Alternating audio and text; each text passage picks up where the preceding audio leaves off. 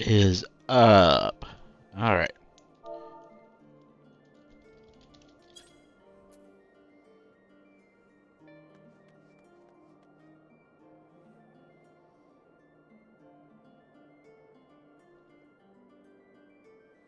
It is here when the kids break out again.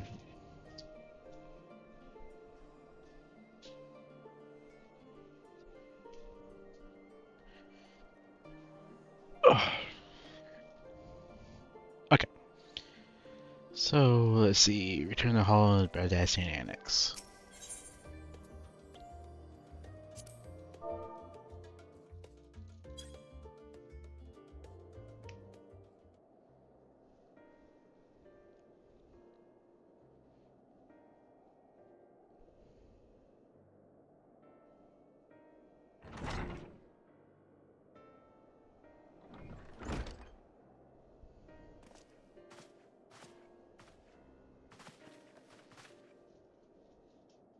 Not, not that I'm complaining, Urger, but I wasn't expecting to see you quite so soon. Nor I thee. In extolling the virtues of Etheris, I did inevitably wake in the Laptris a desire to avert our beloved star's demise.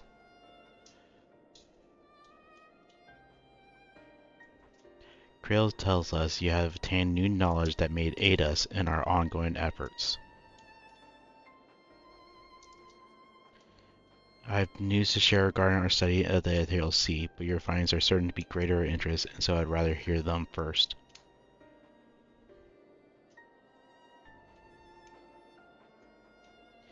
To what revelations did Hydaelyn's Olympus flower lead?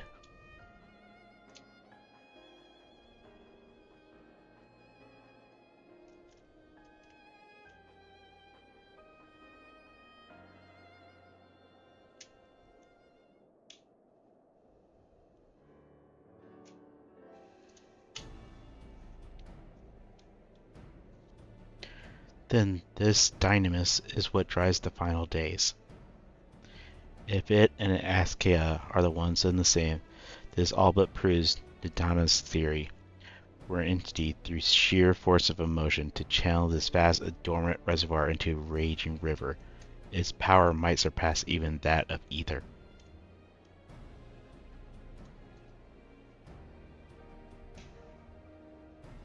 But if our star is to replete with ether, said entity would need to be outside its influence to effectively manipulate the dynamics of the great expanse. Meteion.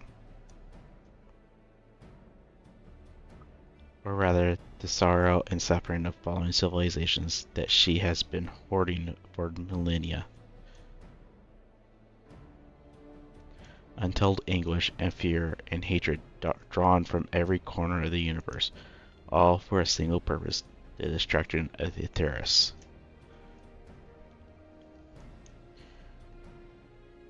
Then our foe is no longer some unknowable calamity.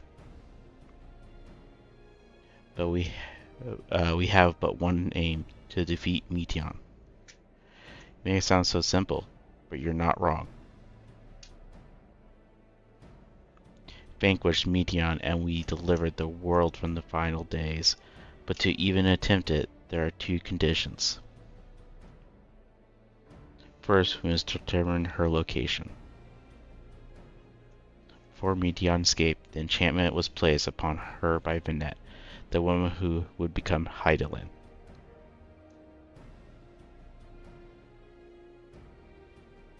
The implications of temporal magics are not entirely understood, so we cannot assume that our Hydaelyn and Vanette you met in Olympus are one and the same.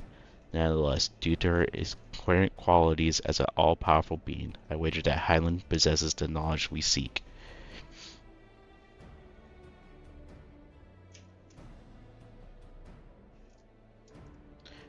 Whether she would share that knowledge with us, however, remains to be seen. After all, she intends for us to flee Etheris, not to stay. Do you suppose she has abandoned her pursuit of Meteion?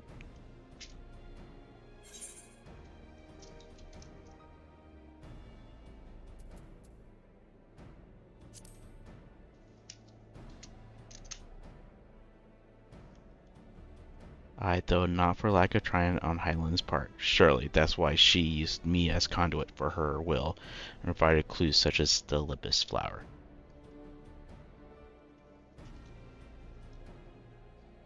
I believe she has been waiting.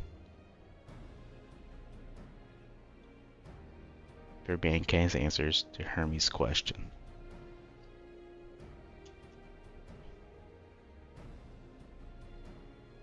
So what's the second condition? We must find means to reach Meteon. Naturally, our chosen method will depend entirely upon where she has made her nest.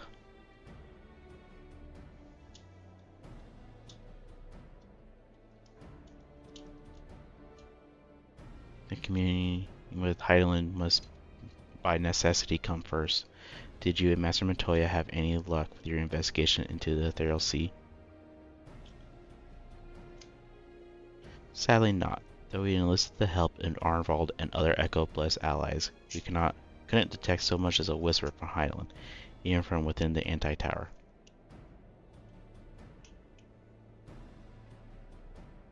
Master Montoya is of the opinion that the years since abandoning it, the Forum has found some other method of receiving instructions from Hyland.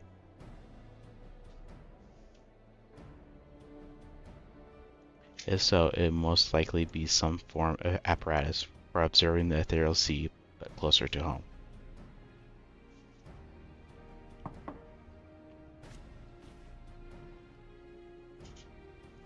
Sergeant Rudd, we just received word from the Forum. Your presence is required in the Rostera, where they intend to discuss the Great Exodus.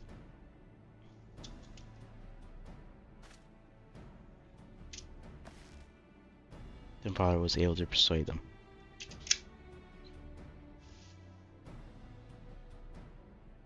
They're finally taking it seriously. Let's hear what they have to say.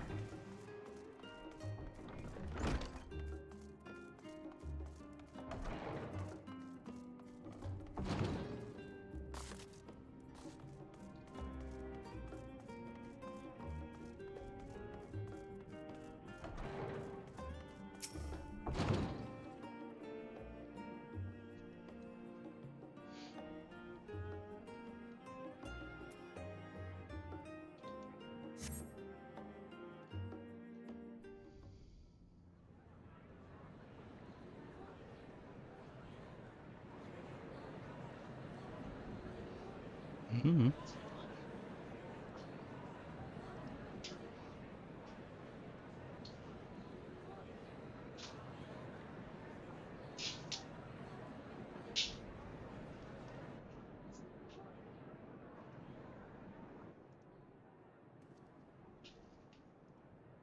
There is a matter I wish to raise with you before we enter. We are here to listen and to learn. But if the Forum's plans are more or less what I expect, then I should like to make a proposal that will serve our ends. By your leave, of course.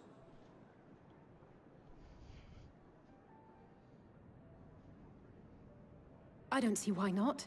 Your words and wits have gotten us this far. Agreed. I will present our queries so that you may consider the most advantageous way to advance your proposal without distraction.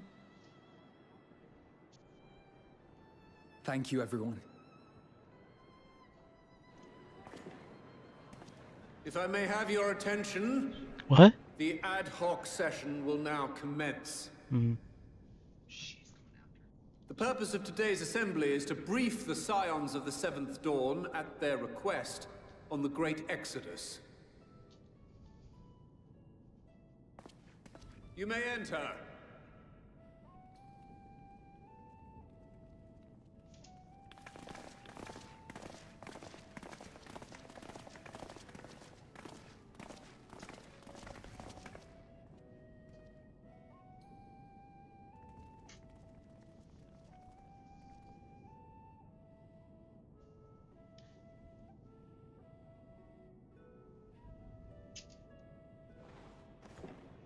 On behalf of the Forum, I commend your heroic actions on the Magna Glacies. We shall not soon forget your service to us and the people of Radzat Han.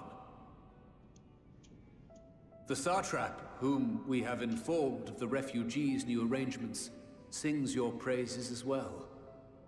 As an expression of our gratitude, we will endeavor to answer your questions as fully and openly as we are able. Then let us begin.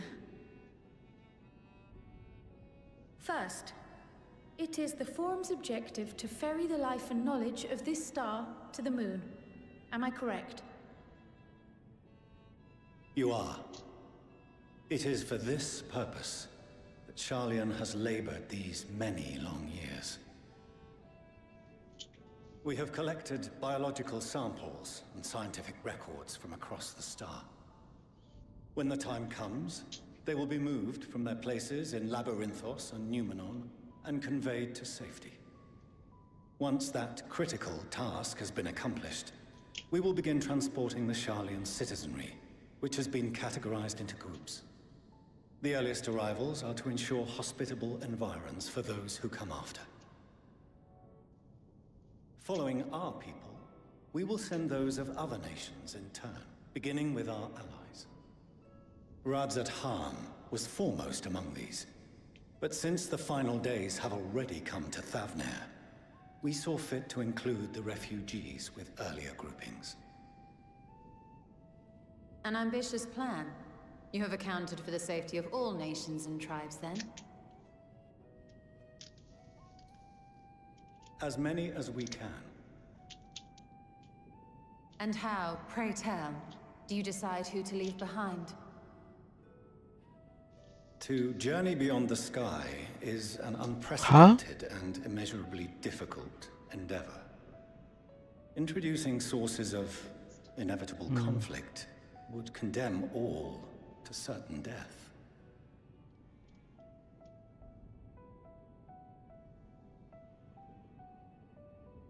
Questions as to the validity of that approach aside, are your plans proceeding apace? We're under the impression that your primary means of celestial transportation is incomplete.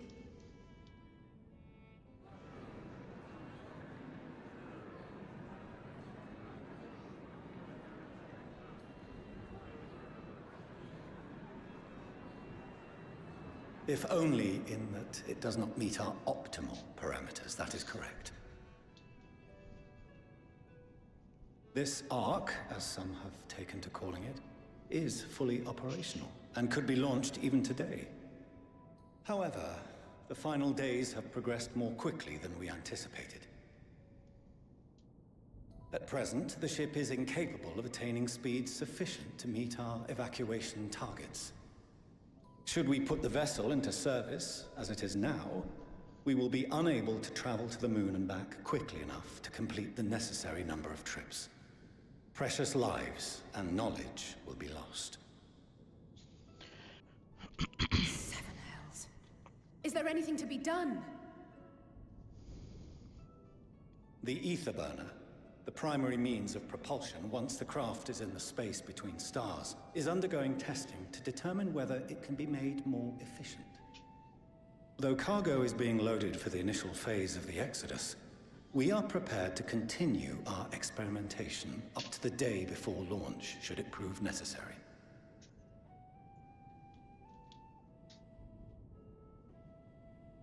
What if the Scions were to solve your problem?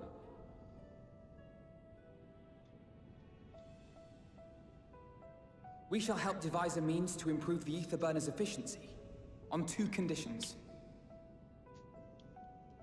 If we succeed, you must allow us to meet with Hydaelyn.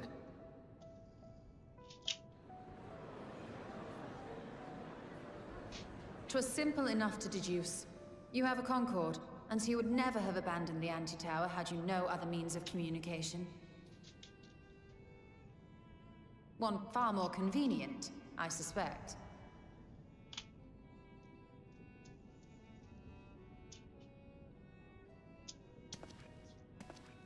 The second condition, also to be met upon our success, is that we be It was permitted hot in to here propose earlier and I another forgot to use close for it. your Ark.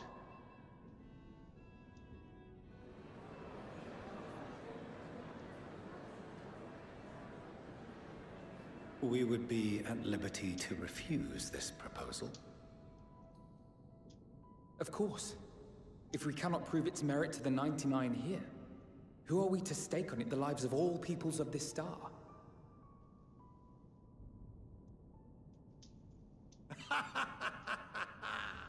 Delightful as always, Master Alphinaud.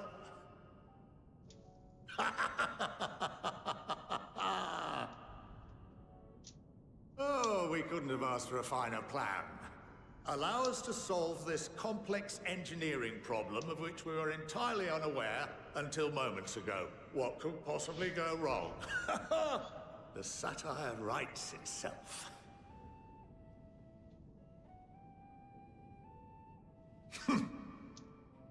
Yet, what field has not benefited from a change in perspective?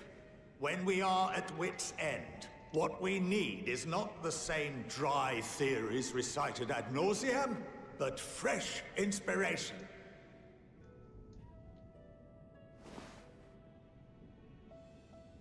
I, for one, have faith in my erstwhile students to provide it, and I find their terms to be perfectly acceptable.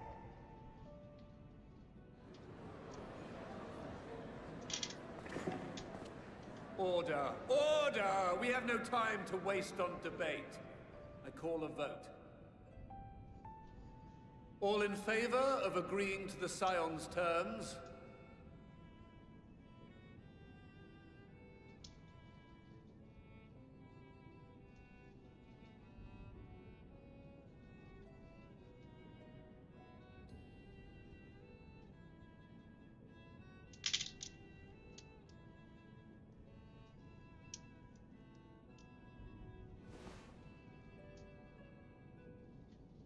"71 in favor, 28 against. The ayes have it. Fourcheneau, as the architect of this project, you are the best candidate to show them its current state. And bear in mind that regardless of your personal misgivings, this is the will of the Forum.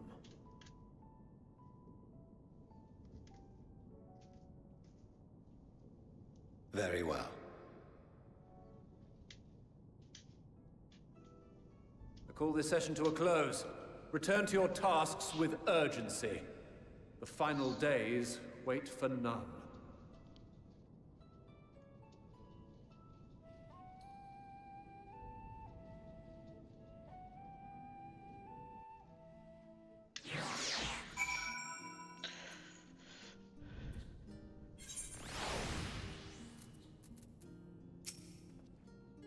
Sorry about not letting the rest of you in on my plan. I was immediately thinking on my feet for the most part. But since we require both means of communicating with medical information, in this further moment I saw involving ourselves with the completion of the Ark as a way to work towards both objectives simultaneously. However, we must first keep our end of the bargain by solving the problem of the ether burner. I like to think it's not a challenge beyond our combined expertise, or at least the expertise of our extended circle of associates. It might behoove us to learn how the afterburner actually works before we attempt to improve it, though.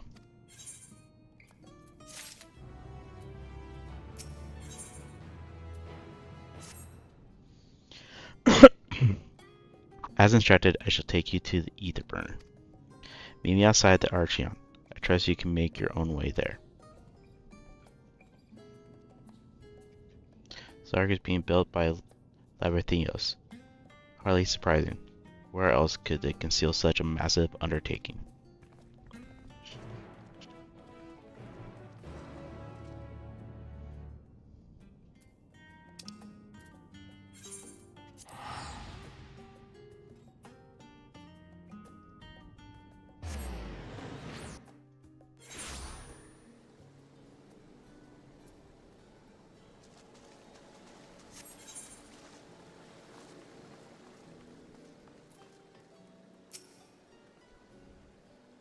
Our destination lies in the lower levels. The Forum, in its wisdom, has granted you access to our shield life. Step inside and have Ophelia take you to the medical circuit.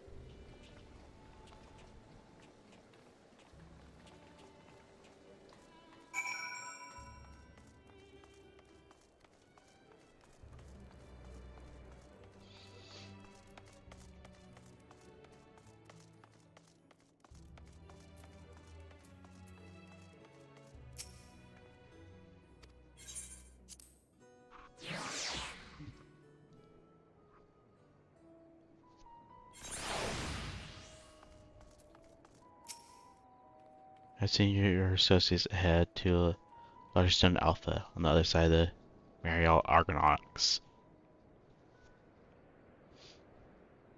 Actually, there's something I've been meaning to. No, never mind. It can wait. Let's attend to the matter at hand.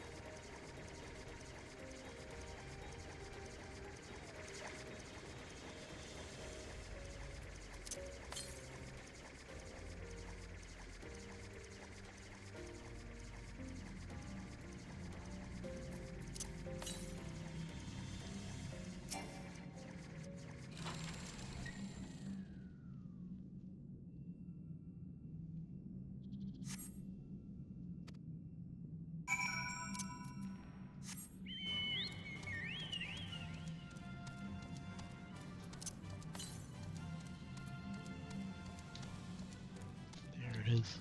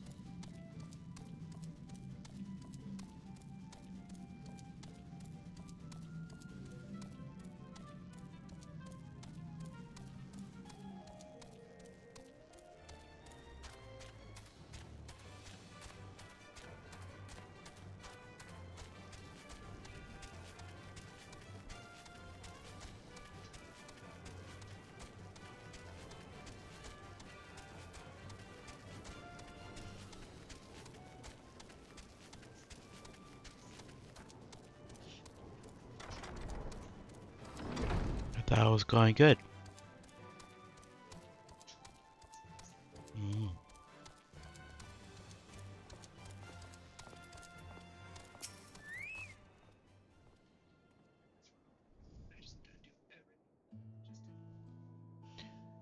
We are to wait here while our father arranges for us to use the next lift. Here, being Logsong Alpha, where the atmospheric conditions of Labros are regulated.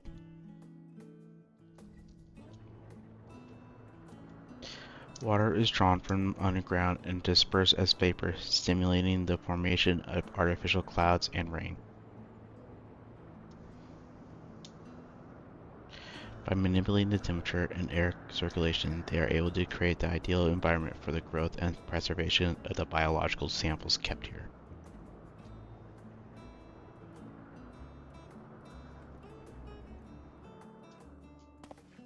Hold on, how do you know so much about it?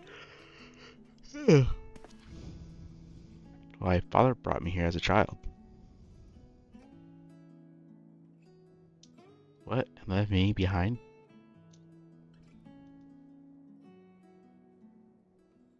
Actually, you're the one who left me behind when you went off somewhere with grandfather. The night before, I'd been asking father how clouds are made, so he decided to show me. It was fascinating. I peppered him with questions the entire time.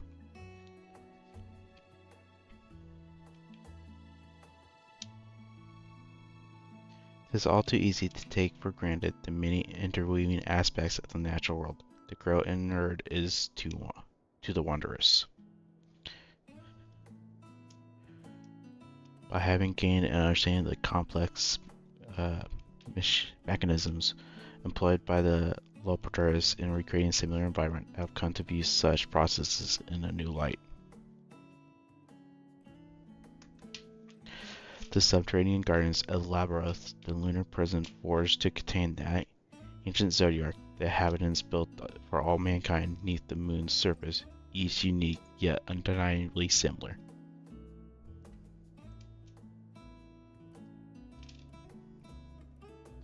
'Tis no mere coincidence.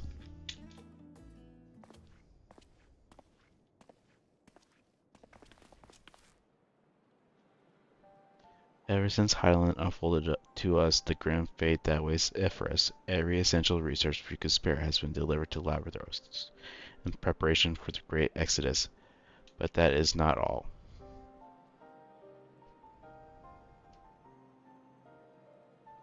It is also testing ground for the technologies that will allow us to settle on distant stars.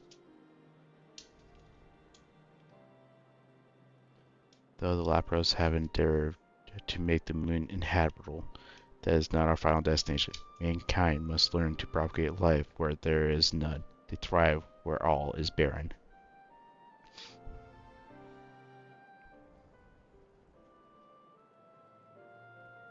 Alas, time is not on our side. I've arranged for y'all to enter the central circuit. It is there that the most of our preparations for the great exodus are carried out, the construction of the Ark among them.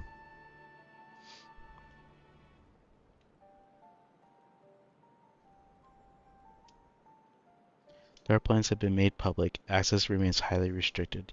You, however, will not be subject to said restrictions and have free rein to come and go as you please. Such was the will of the Forum, after all.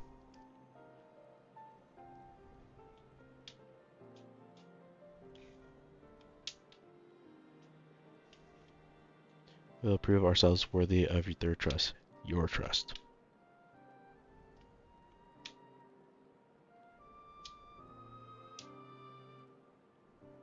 Then let us proceed.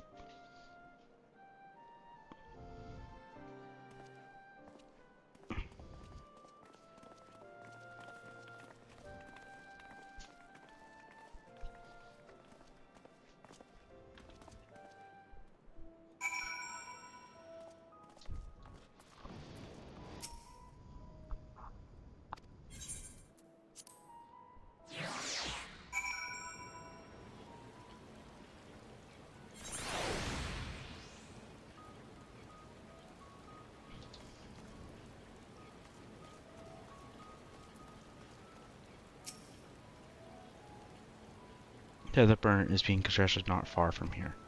Overseeing the work is Karl Dankul, after whom the forge is named. Once the necessary introductions have been made, I shall leave you with him to discuss the particulars this way.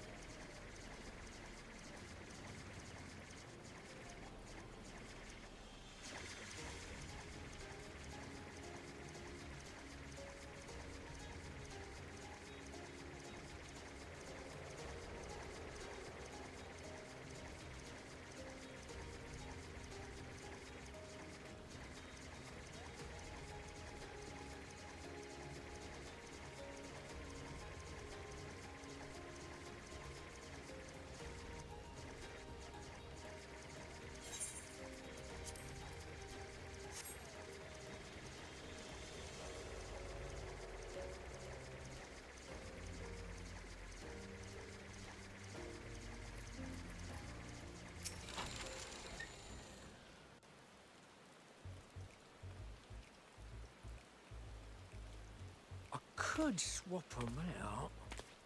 No, been there, done that. Damn near lost me eyebrows. Think, Coco, think! We'd be well on our way to paradise. Visionaries patting themselves on the backs for their grand accomplishments if you'd only think! Yes, that does sound rather lovely. Yeah! I mean, Master Force, you know, what a pleasant surprise. We're not blasting off already, are we? The schedule remains unchanged, for better or worse. Which is why the Forum has elected to accept assistance in resolving the Etherburner conundrum.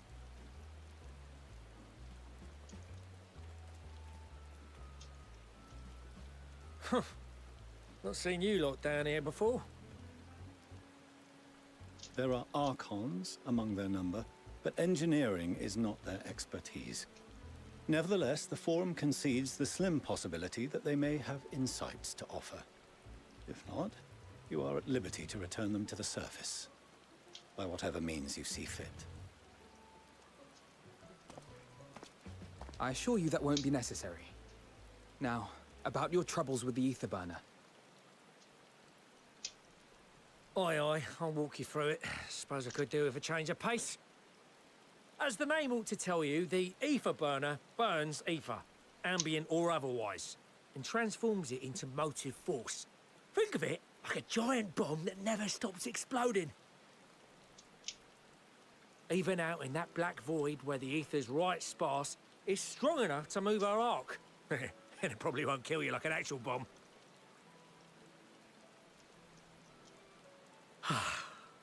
But it ain't perfect. According to my calculations, to travel to the moon and back fast enough for the Forum's liking, the conversion rate needs to be 6% more efficient.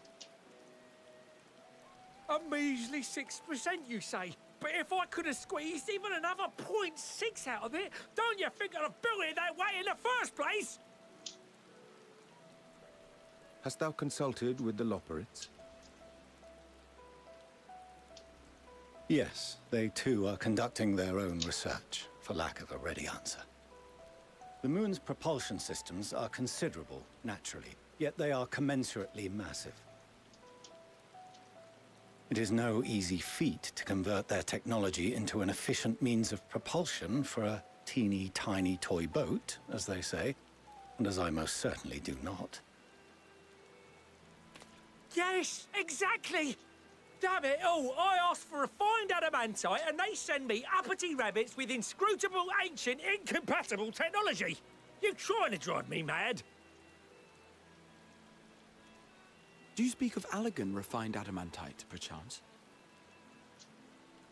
You know of it? Only in the most general terms, I'm afraid. 'Twas an alloy of Allagan make, but the secrets of its production were closely guarded. As I recall, the record stated it was vital to Dalamud's construction and launch. Aye, that's the stuff. No material more conductive far as I know. Slotting some in's like blowing up a dam and watching the river of ether come rushing through. Ain't a living soul that knows how to make it, though. We were fortunate enough to salvage some for the ether burner, just a wee bit, mind, from a chunk of Dalamud that came hurtling into the Northern Empty during the calamity. With more, well, that extra 6% efficiency would be child's play. It's a crying shame that we've no other sources. Surely the many shards of Dalamud scattered throughout Eorzea would suffice. Why not get the refined adamantite from them? Oh, we tried, believe you me. But only a few specialised pieces would have had any in them to begin with.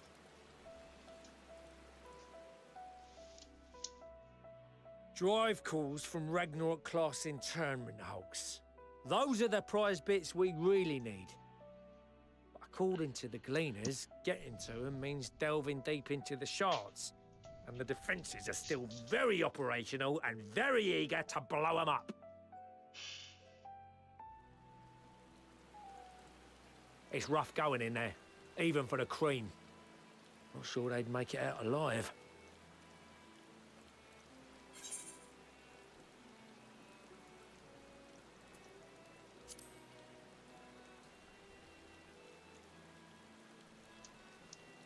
That may be for the best, though you doubtless find the task too dull for your liking.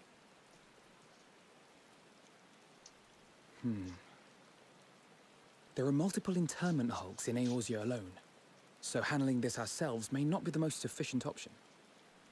Rather, if we could salvage adamantite from the shards simultaneously... Thancred, is the link shell we established before you went to Garlemald still active? Of course. The floor is yours.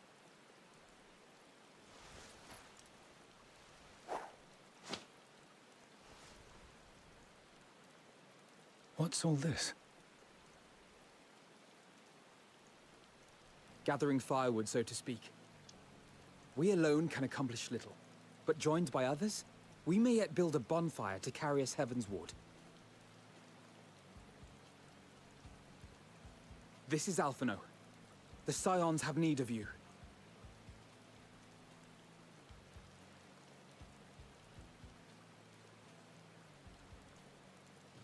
Understood. I will contact the Lord Commander and dispatch our finest at once. My sisters are somewhat preoccupied with the final days, so I will lead the 12-Wood expedition myself. Are you aware of any other sources of refined adamantite?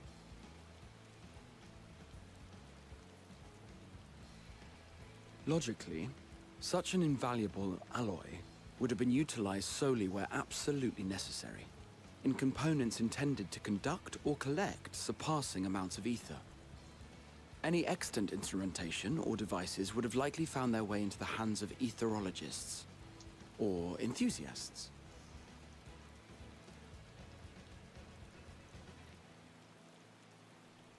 Magical artifacts of Allagan design? The Eastern Alliance will send word to one and all. Are there other ways we may offer aid? No shards of the Lesser Moon scar our soil, but our stake in this cause is no less for it. Is there anything in Othard that might be of use to you? What did you say? Oh, you got friends in far places, lad. Anyway, if you're offering, I wouldn't say no to one of those Far Eastern sacred relics. Some of them can hold enough ether to summon a whole damn primal. Combine a source like that with the ether burner, and 3, 2, 1, kaboom! I gather you heard his explosive enthusiasm. Might you secure us a suitable relic? It shall be done. I know little of machines, but I promise we will do our utmost to gather the materials you need to finish your starship. I am glad for the work, in truth. Better to busy oneself than wait and fret over disasters foretold. Then why are we all still standing about yapping? There's plunder for the taking, and I'm a born plunderer. I'll be an old Charlian before you know it. Start mixing the grog. I'm certain that can be arranged. Thank you all, and do be careful. Just like that. Aye, just like that. Our refined adamantite is on its way.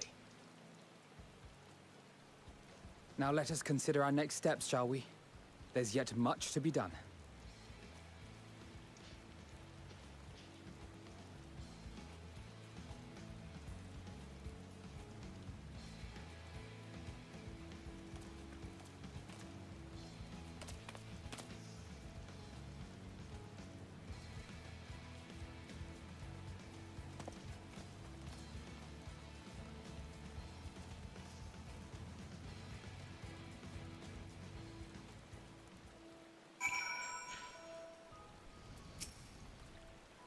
It's times like these we're reminded how famous or infamous Alphino has become. Who had thought he could achieve so much with a single link portal conversation? As we are expecting rather a lot of visitors in the near future, I'd best return to the service and inform relevant parties. I also have a contact of my own that might be worth a try. Oh, and who might this be? That's for me to know and you to find out. And on that note, I leave matters here in your capable hands. Best of luck.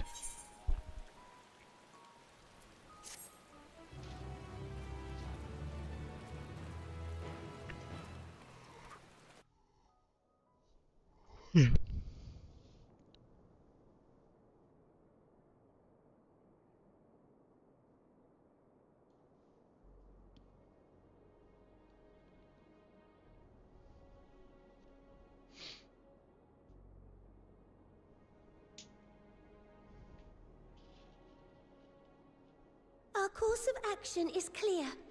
We must harvest refined adamantite from the shards of Dalamud and procure arcane relics of Allagan make.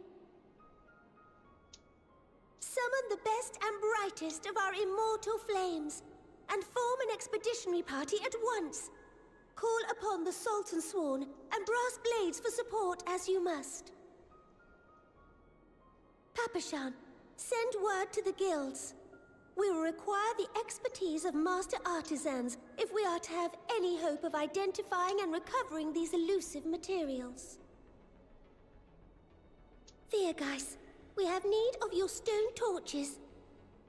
They are to assist the immortal flames in scouring the ruins and to help secure the surrounding areas. I trust I can count on your support. As commander of the Stone Torches, my son Zimberk will personally see it done.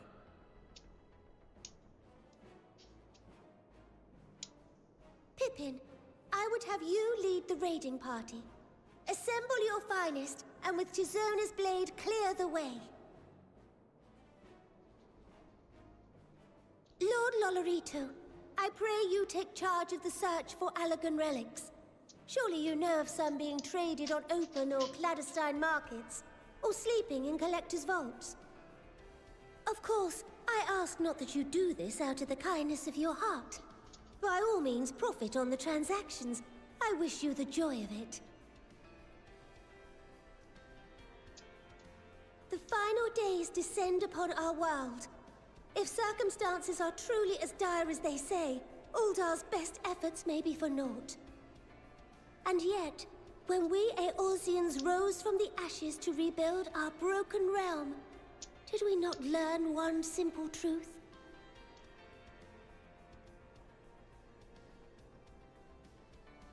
That which seems all but impossible to overcome alone may yet be possible if we stand together. It was the Scions who united us then, and it is the Scions who call upon us now. Uldar will answer that call. We will summon our courage and join the fight for our world's future. You know your duties. I, Nanamo Ulnamo, 17th in the line of Ul, bid you good luck and Godspeed.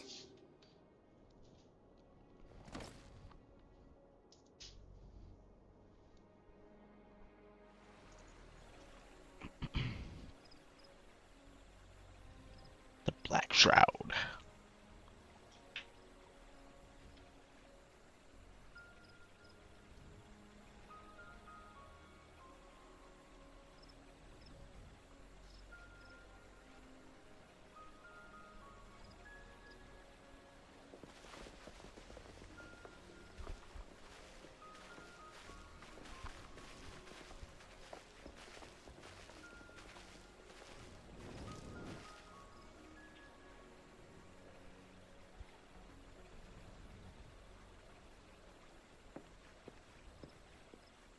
We fielded a goodly number, but our ranks are heavy with healers, and an abundance of restorative magics will be of little help in destroying Dalamud's defenses.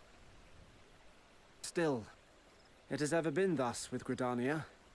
We must steel ourselves for a protracted engagement.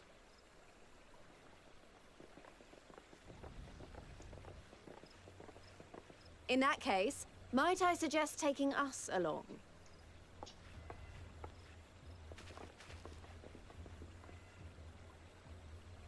Commander Hext, what are you doing here? None of the shards in Girabania are big enough to hold an internment hulk.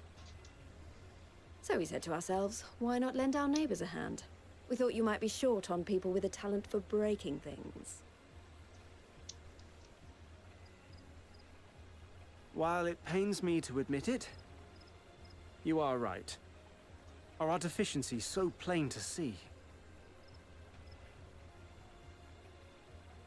It might have been a lifetime ago, but I was once one of the Scions assigned to the Shroud.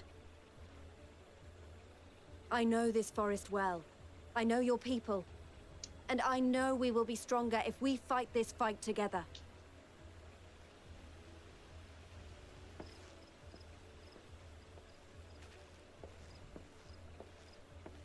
Then I will impose upon you with a clear conscience. Come, let us speak of how to integrate our forces.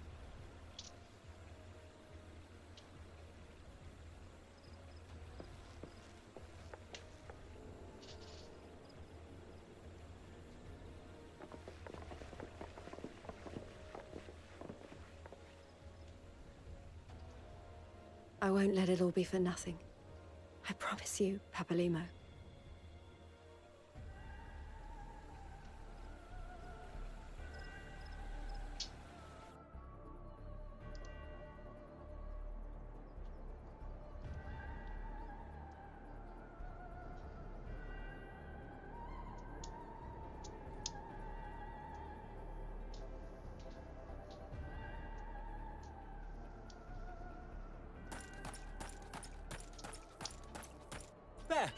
There you are! We've no time to waste, brother. Everyone has already... Ah.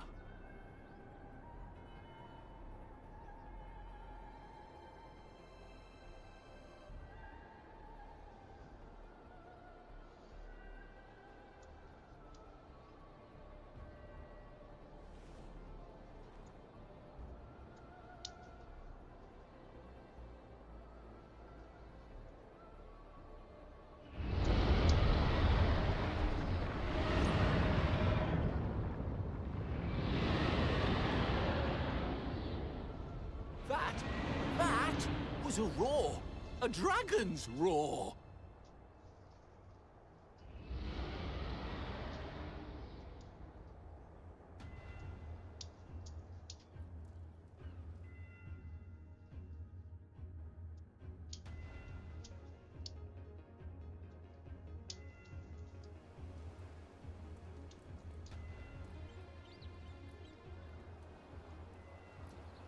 And so, in summation, the Eastern Alliance, as well as the Honorable Lord Lolorito himself, reached out to me for assistance in procuring these treasures of the divine, and I, in turn, do beseech the Confederacy for aid.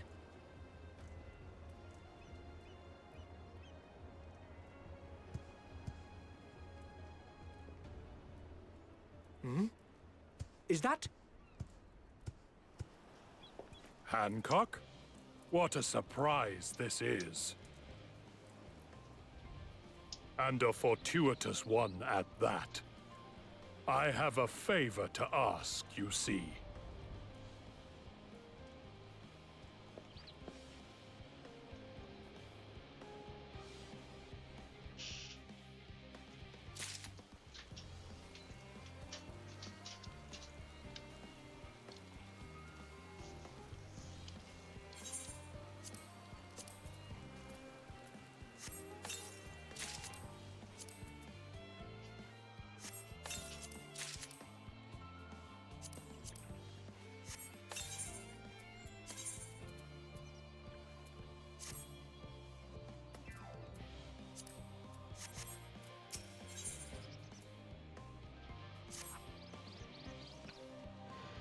Our friends are searching for refined adamantine and sacred relics. We will only know if they meet your requirements once they have arrived.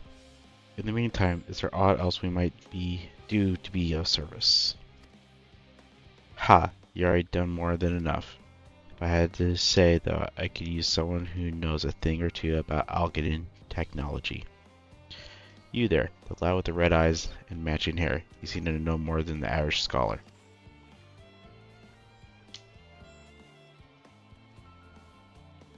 Ah, if only Master Kukul knew how right he was, while he and G'raha established a report. Why don't we help the preparations for the great exodus? Indeed, this would mean going above and beyond the terms of our arrangement, but I suppose this is not to curry favor. As confident as I am that we'll succeed, we must be ready for every eventuality. This would also be an opportunity to familiarize ourselves with the logistics of traversing the great expanse, and nothing else it beats twiddling our thumbs while we wait for the adamantine.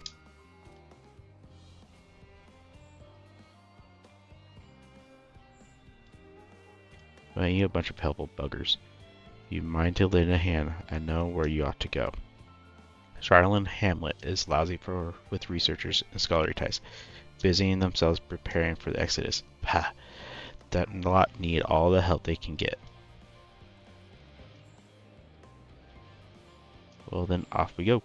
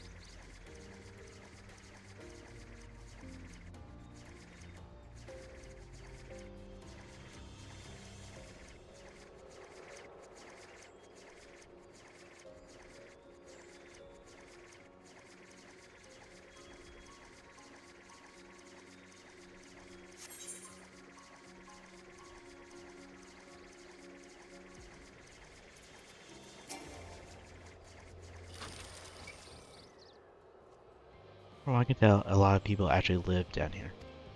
I don't know how much help we can offer, but I dare say they'll benefit from some of that fresh inspiration Shaw's Monastery mentioned. Let's start by asking around, ideally without getting in anyone's way. Let's meet the Aetheryte once our work is done.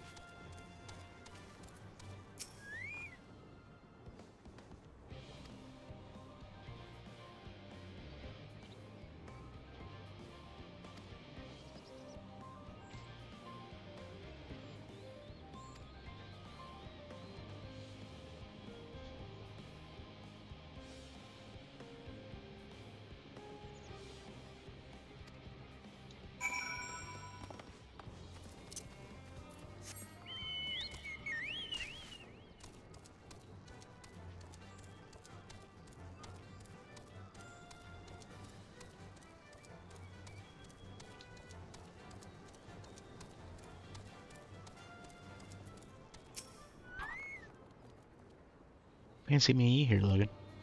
My friends in the farm brought us to see this teeny tiny toy boat, which was quite impressive considering they don't use any creation magics. What we're really interested in is the Icarus itself, though we now find ourselves in a sort of a funny underground miniaturized version of it.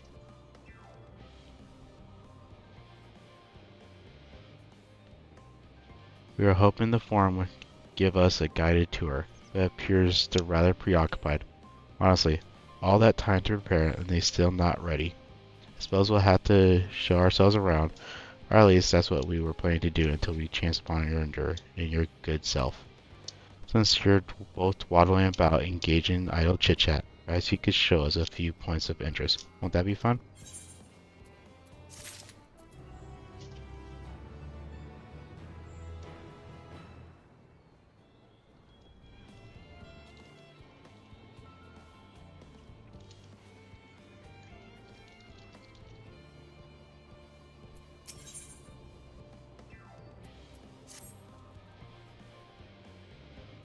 Dear Lazarus, an unexpected yet prudent suggestion. Given the similarities betwixt this artificial environment and Vestway's Burrow, it would be in our best interest to have little Perez acquaint themselves with these conditions deemed optimal by their Shirley collaborators. I fear, however, that continued reliance upon my limited knowledge would risk narrowing rather than broadening their perspective, but thou art suited to lead this venture. What a marvelous idea. Why we begin with the great big Waltzit over yonder? Ah yes, the Waltzit. I shall leave his explanation to Logan.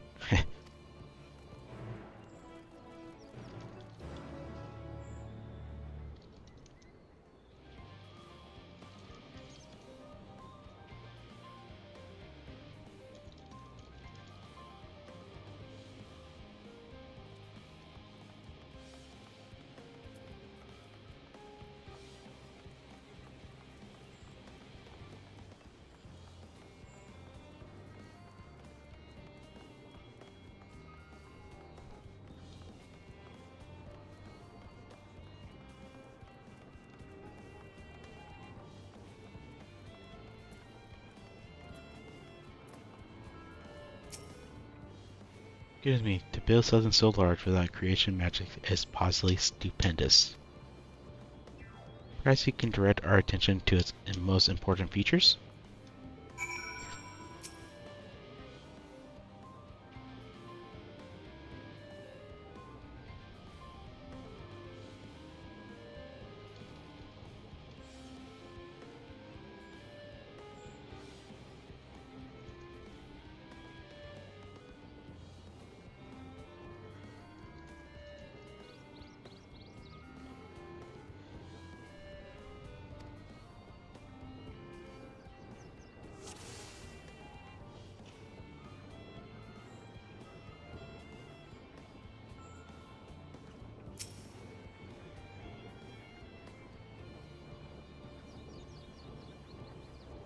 It's like the trees in the greatest Innstet Vale.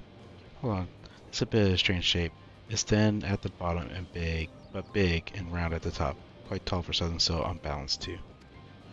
That makes sense, that's where they store the water.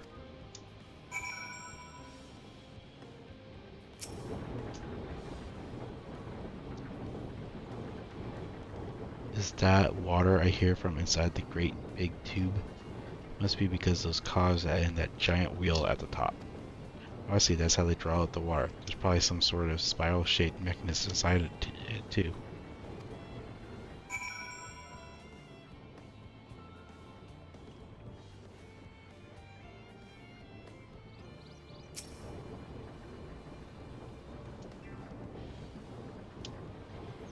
It's a little hard to see from here. Is that a golden pipe connected to the top of those tanks? And I can see through that window that another pipe at the bottom. This must be purifying water drawn up from below. I feel hungry all of a sudden.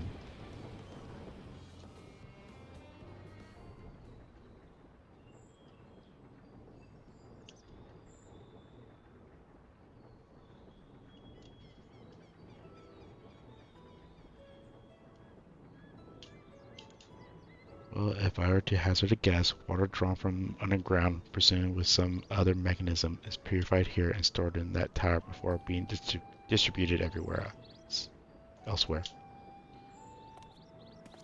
I am right, aren't I? I knew it. A design brilliant in the simplicity. I dare say it would take only a moment to install it in even the harshest of environments, for us laboratorists, that is. Indeed, securing a reliable source of water is of the utmost importance for any fledgling settlement.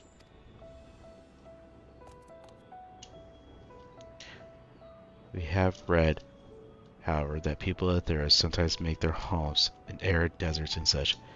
How are they able to survive?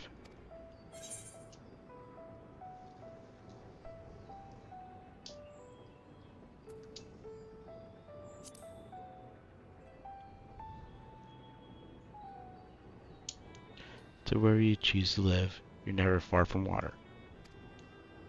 Oh dear, I worry we won't be able to procure the necessary amount. We can provide enough water to keep them from dying out completely, but it would appear they rely on it far more than we anticipated. A few adjustments may be in order once we cultivated the average rate of consumption per individual. It may also be worth learning more about how exactly they obtained their water in the first place. Master Alphonse spoke of the machinery responsible for that feat during our journey through Large Stag Alphen, did he not? May at the laboratories we shall share his admiration for the engineering marvel. Oh yes, that sounds absolutely splendid. We must journey beyond the sanctuary of Harlan Hamlet. I shall lead the way. You mean we'll have to brave the untamed wilderness? A valid concern indeed. We cannot help but notice the many dangerous-looking creatures with big, nasty teeth lurking around the safe confines of this settlement. Were we not escorted here by the burly custodians, I dread to think what would have become of us. Regularly, too many hungry predators in the form of big, nasty teeth. Larpars may appear to be a potential and rather appetizing source of substance. I impose upon thee to assist in securing safe passage to Large Skin Alpha. For my part, I shall act as escort to Living Way and Cooking Way. I entrust Single Way and Glowing Way to thy care.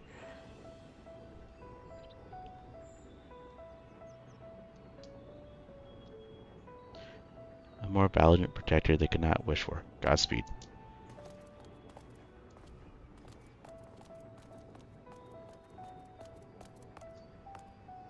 If I'll say to you, I'd rather not be eaten by some horrid beastie. Come on, Growing Way, to the water extraction, what's it? These rabbits are your kind of people, Erica. These rabbits are your kind of people. Well, they're called things like whatsits and whatnot.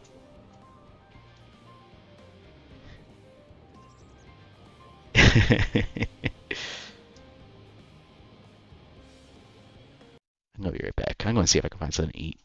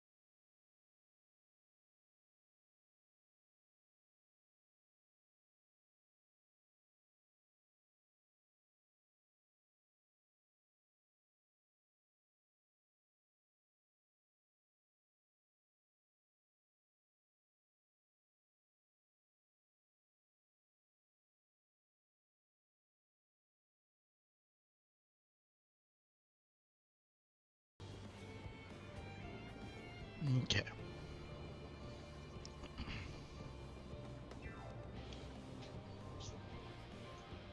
Hmm? Yeah. About the perfect size for the kids.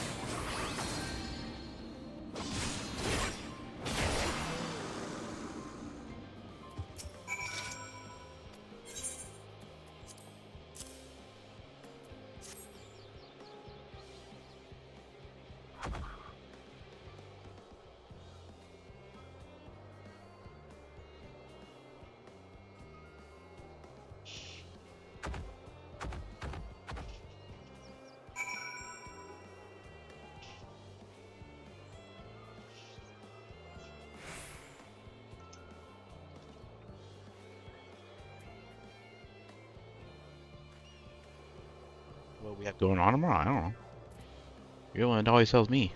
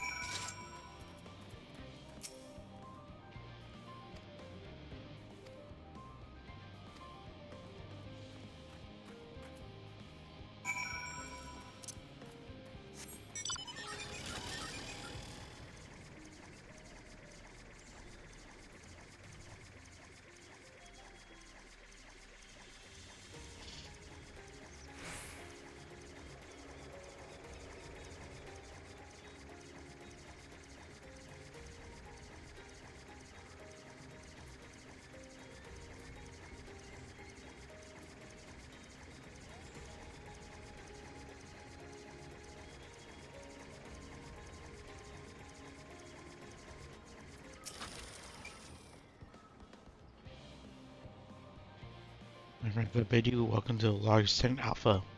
Our destination will lie at the lift's top. Pray follow me.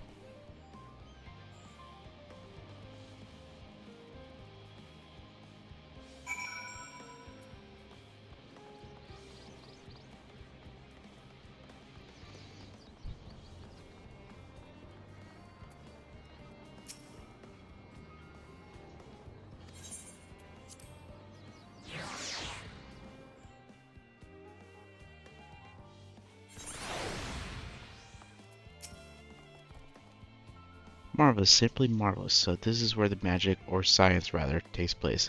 The perfect environment to sustain life, artificially created. The knowledge we'll gain here will be essential when we start looking for new stars for your kind to inhabit. Apparently, most of them don't even have air for you to breathe. You're all very lucky that Ethras just so happens to provide everything you need to thrive. Or did mankind turn out the way they are because of the available resources, I wondered. Either way, it's nothing short of miraculous. I cannot wait to see more of it.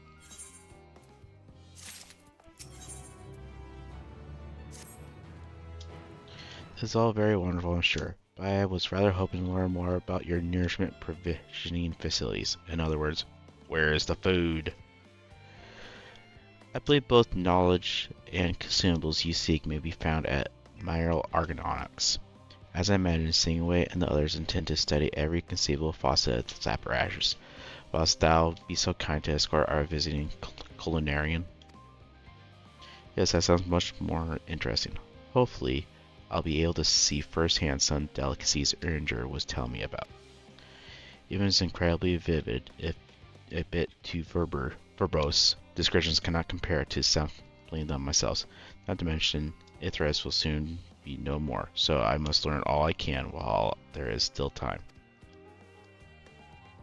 Let us brook no further delay.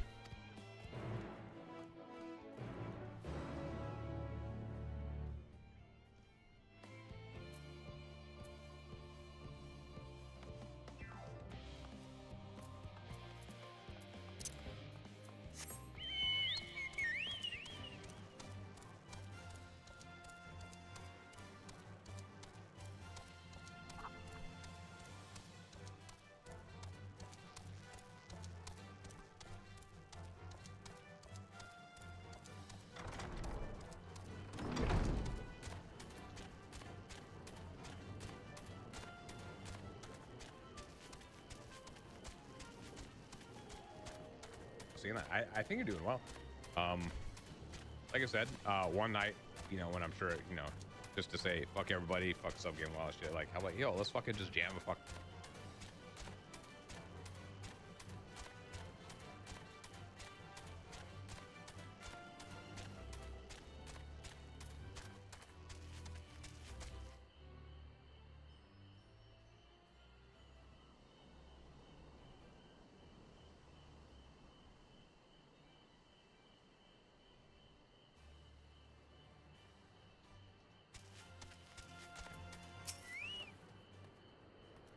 This is the place, yes. The Harley aroma was enough to guide me here, and I spotted several fruit and vegetables featured in our confinarium. I daily look to try some, but I read that those who help themselves to a farmer's crops without permission are often caught and put into pies. Perhaps you could ask whoever is in charge if they'd be willing to part with a few samples.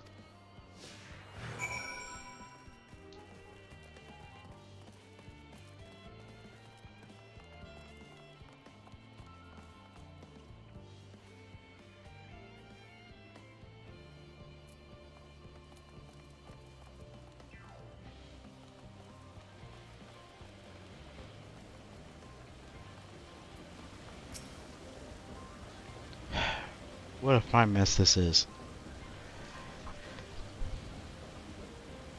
Ah, it's you, the one who climbed down the mine shaft. I'd show you around if I could, but I rushed off my feet preparing for the exodus.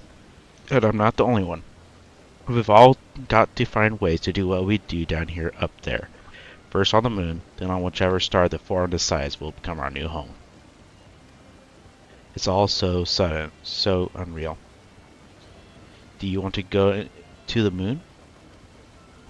Well, it's better than waiting for the final day to claim us. But no matter how carefully it's all planned, we'll never be able to take every variety of flora and fauna with us. Even the ones we can take may not survive in their new environment, so many species doomed to extinction. Sorry, that's not what you came to talk about, is it? Nothing quite so dire, I assure you. We merely wish to sample a little of your produce, if we may. But I'm willing to tell yourselves. Much appreciated, my good fellow. So where to begin?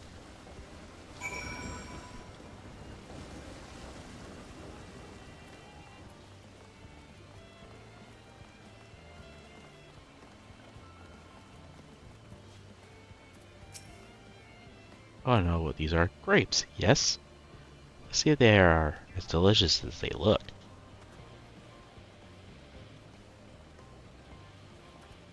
So sweet, so sour, it tastes as much like a right philosopher's carrot, and yet the texture is entirely different.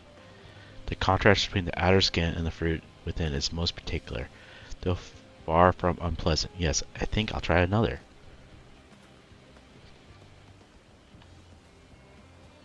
Well, that's certainly given me food for thought, though it's far less visceral in manner than any philosopher's carrot.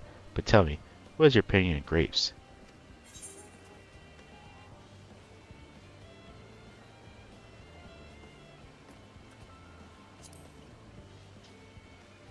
Grapes are delicious. Yes, they are rather Moorish, aren't they? And from what I've read, quite versatile too. Something about people stepping on them to make intoxicating beverages, as I recall. You need wine? Anyway, that's enough about grapes for the time being. On to the next treat.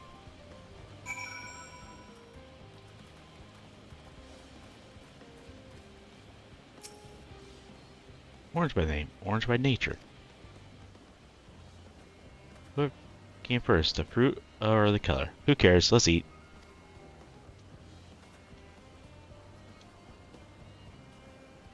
Yes, that's equal parts sweet and sour, as with the grapes, yet nothing alike. I may have to consult your endure about expanding my vocabulary. I say I cannot find the words to describe it. Perhaps what I'm looking for is bitter. This is all very complicated, you know. So many flavors, so many choices, and each individual with their own personal preferences. Now I see why you all turned your noses up at the idea of eating nothing but carrots. Marvelous though they still are in my estimation, let no one say I said otherwise. But speaking of carrots, I'm yet to sample any of the vegetables. Let's see what's in the field over there.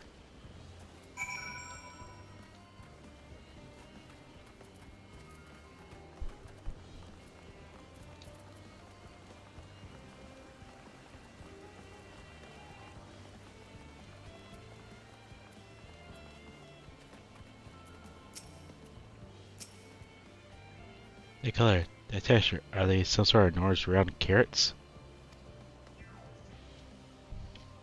No, in any case, proper nomenclature is less of a concern than the taste. Tasting pumpkins, raw. Blah! It's so hard and flavorous. I may as well be chewing a piece of wood. That all but confirms it. These are nothing more than misbegotten failures, masquerading as godly carrots. Stop. Can't you see these are pumpkins? And no one with any sense would try eating them raw. You're supposed to cook them first. Do you not find it an awful bother? Far from it, cooking is a joy unto itself. And what's more, it broadens the range of ingredients that we may safely eat. But above all else, cooking allows us to draw out the full potential of our produce. Pumpkin stew has been one of my favorite dishes for as long as I can remember. Then perhaps even these hard blocks of plant matter can become delicious as the orange I sampled. I wonder though, is there anything else more delicious? How about that yellow fruit over yonder?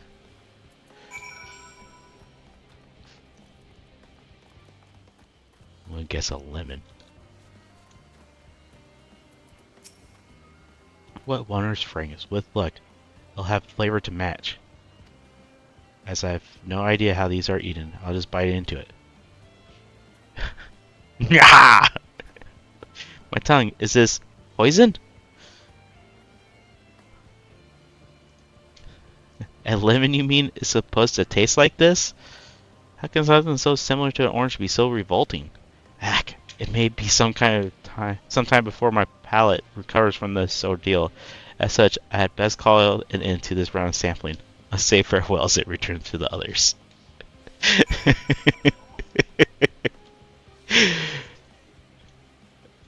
So these rabbits, they live on the moon, and their food is carrots that they've developed.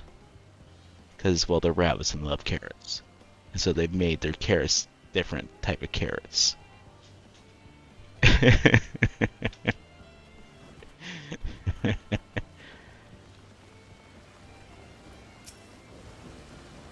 Finished, have you? I trust you found something to your liking. Rather enamored with grapes and oranges, less so the pumpkin, though I learned the hard way they're not to be eaten raw. There was a lemon, the deceiver. I still feel so violated. Ha, first time was it? I'd hate for you to leave with a bad taste in your mouth in more ways than one, so I'll give you this lemon muffin I baked. If this doesn't change your opinion, nothing will. More lemon? Have I not suffered enough? Nevertheless, it would be remiss of me to spurn this opportunity to, oh, a bit of sick came up there, learn more of your incredible ways. Very well, lemon muffin, do your worst. I want a lemon muffin. Huh? Yeah, that sounds delicious. This is delicious.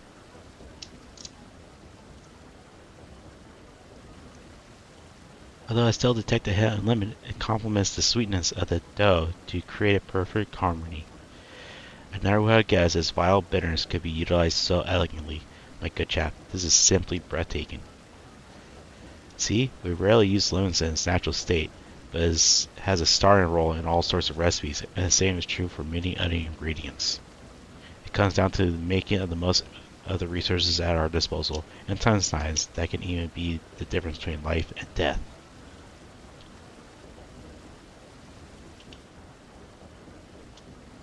I know we won't be able to take every species with us. No doubt the former agonized over what was worth preserving and what was consigned to history. Hard choices, but make them we must if we're to survive. Such strength of will. Now I know that Hydaelyn sees in your kind.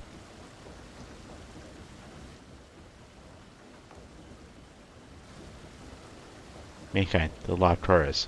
We are both born from the accumulated knowledge of the ancients. They learn all there is to learn about the nature of sentient life and the fates of the stars themselves.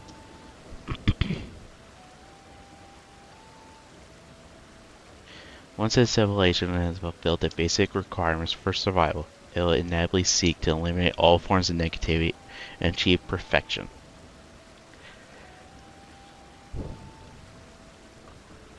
And therein lies its folly and its downfall.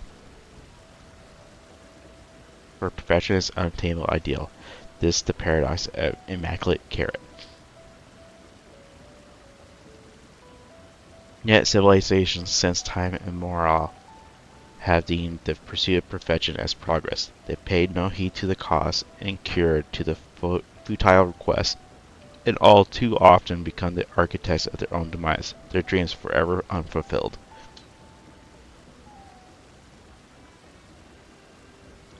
What then is the alternative? The answer lies in knowing that our existence can never be perfect. To be content with what we have and make the most of it.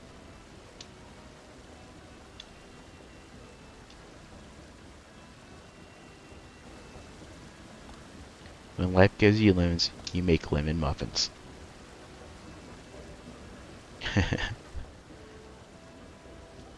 Pardon my roars, Zian, but what in silence are you on about? And who are you anyways? Kingway at your service. I'm here to help prepare for the trip to the moon.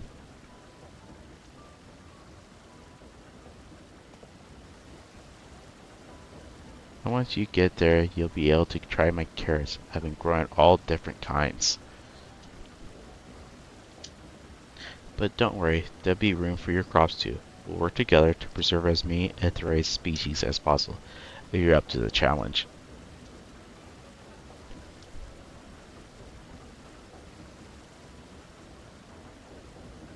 Yes, of course, I look forward to it.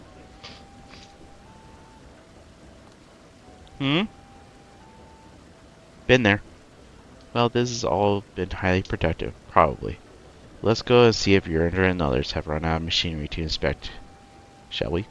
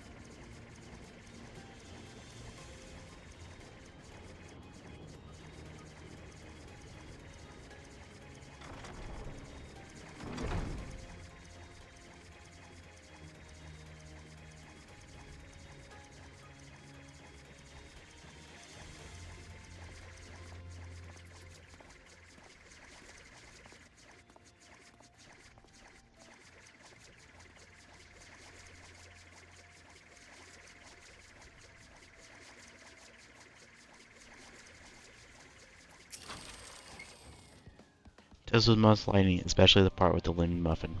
Actually, I was wondering, do you know any other places famed for their cuisine?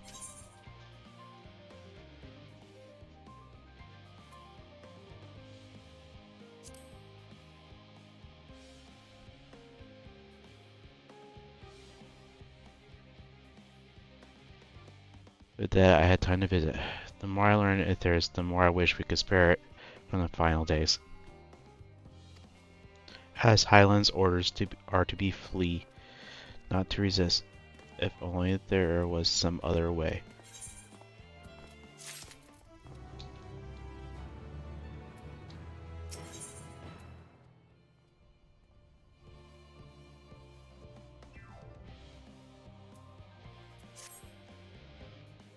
Logan, I trust thy time in Myral Argonauts did bear fruit. Our own efforts too were rewarded. We now possess an embarrassment of educational riches. No doubt our guest's relentless pursuit of knowledge could occupy them, and us, for a fortnight. The last time is of the essence. Let us return to Charlotte Hamlet forthwith. I shall gladly attend each and every limerick there, should further questions within my power answer arise.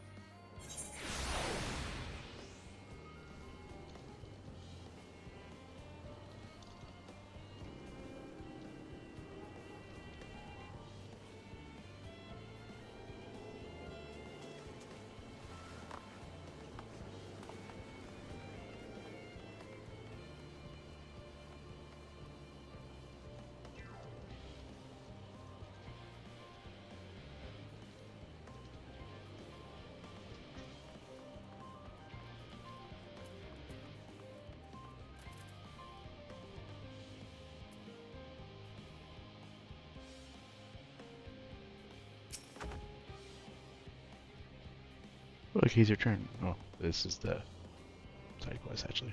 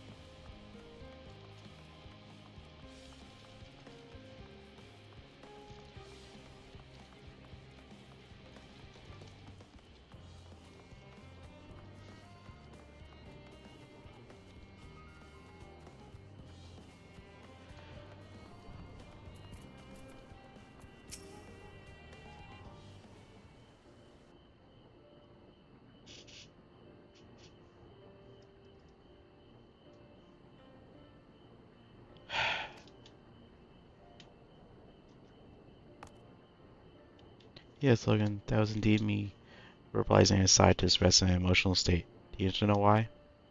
Because I saw the reconstructed environmental data for Aetheris at Logicon Alpha. That's why. A forest so lovely and so leafy. Are all your forests like that?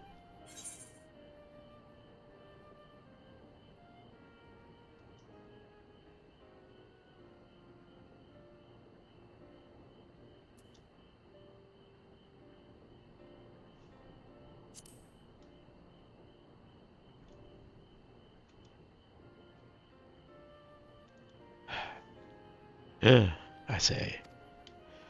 With a star so wonderful, it comes as no surprise that you are going to leave it behind. I was fool to think otherwise, to assume that the moon was something worth being proud of. How ridiculous it may seem to you, trying so hard, yet achieving so little.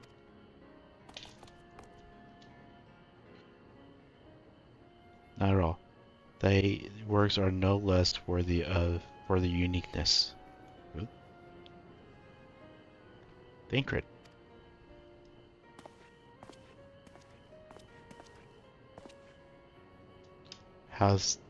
How dost thou fare?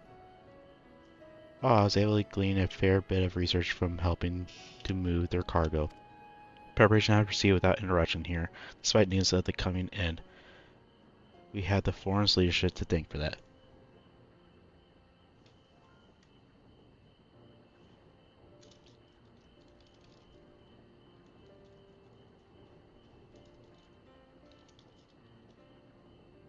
Knowing disaster could strike at any moment, they hurried to complete their work, equally aware that a single error could be the difference between life and death. We can hardly tell them there's no cause for concern.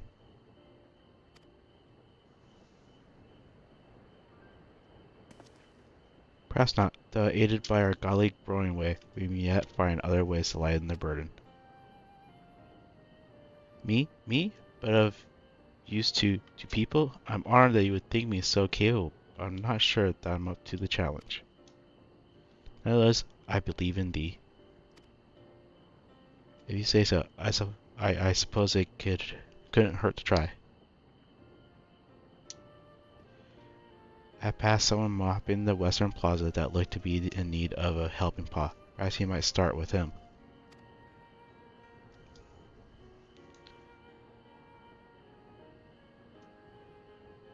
This is a good place as any. Come.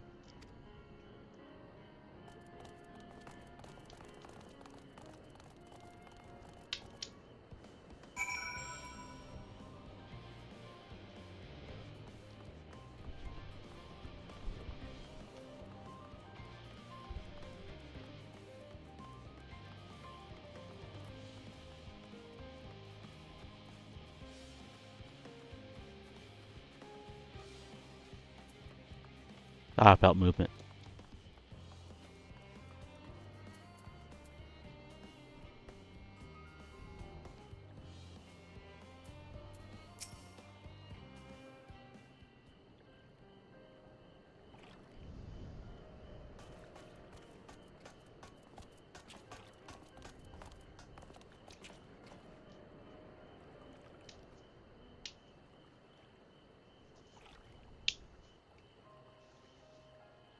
Oh, can I help you?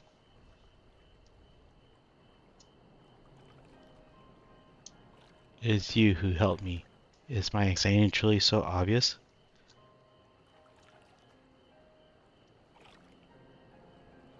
A burden shared is a burden. Those little fellows do look like good listeners. I'm an engineer, you see, and what they say of the ship, that is the sum of decades of Charlene ingenuity, that is built like a peerless Alleghenian technology, is all true, but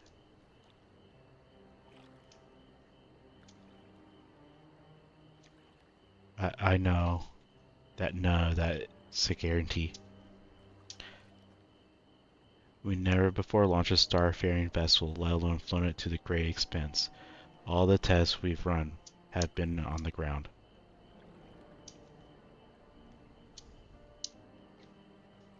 Only operational personnel and cargo will be aboard for this first voyage, but even so, if it falls us then, what can we do? And if it doesn't, it could fall apart on the next flight, or the one after that.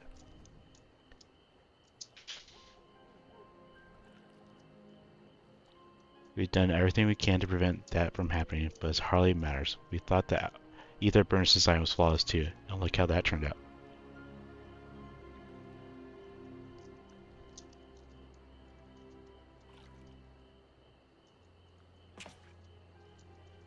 Thou art familiar with these most daunting technologies, and dost thou hold the power to allay his fears.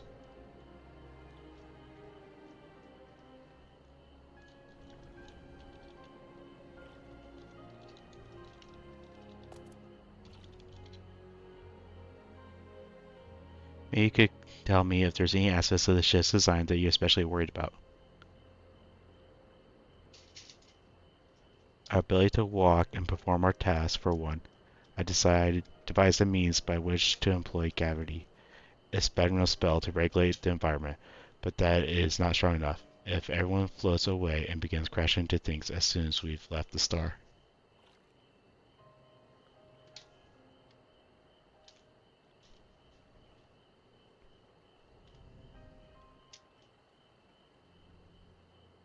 Gravitation. Maybe I can help after all.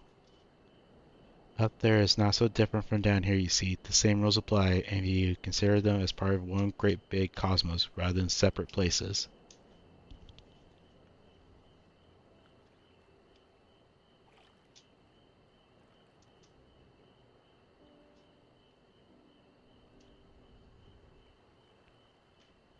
I said both parties shall find comfort in this conversation.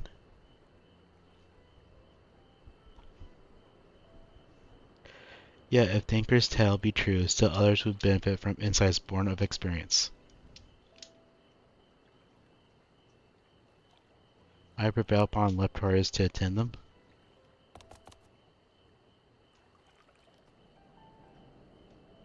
Nice idea if I do say so myself. There is naught we'd like to more than to ease the hearts of fine people if there is and learn more about them while we're at it.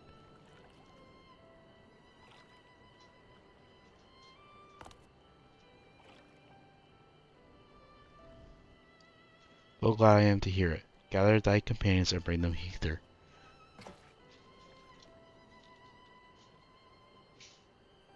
Logan, thou hast gift for fine souls. Pray seek thou distress and impressive and inform them that help is at hand.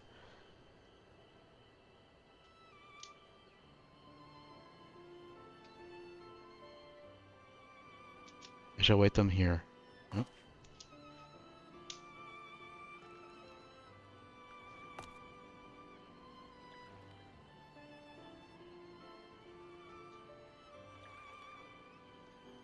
I do look forward to it.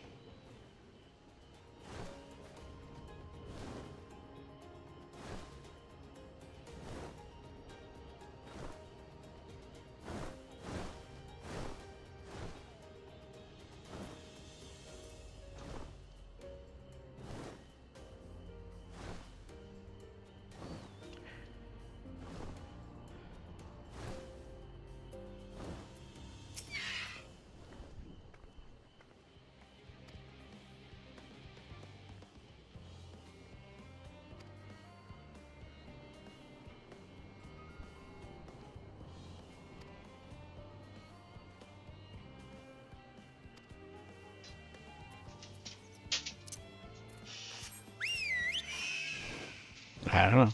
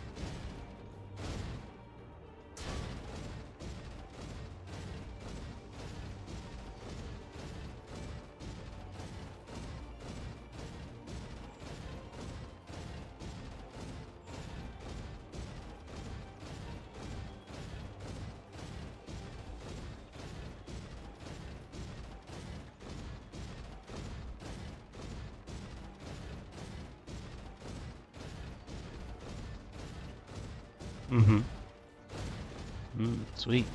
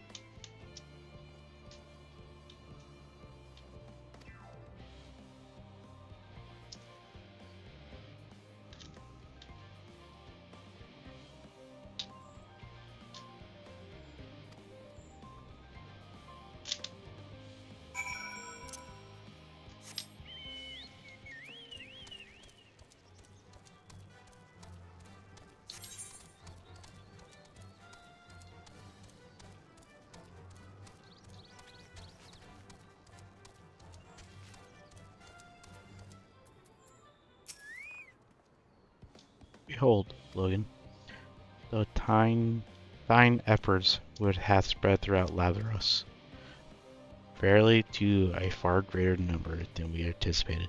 Living way doth gather more laboratories as we speak.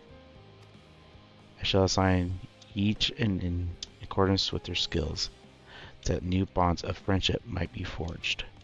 Should greater matters require not thine attentions, watch over them, I prithee.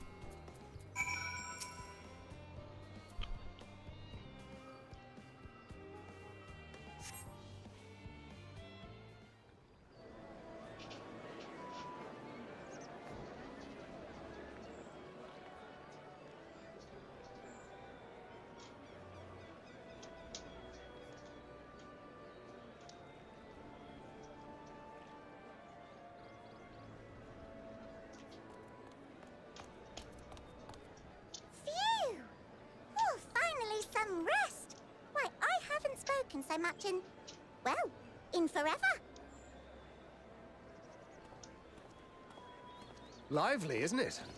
The town is abuzz. Everyone eager to meet with our friends from the moon.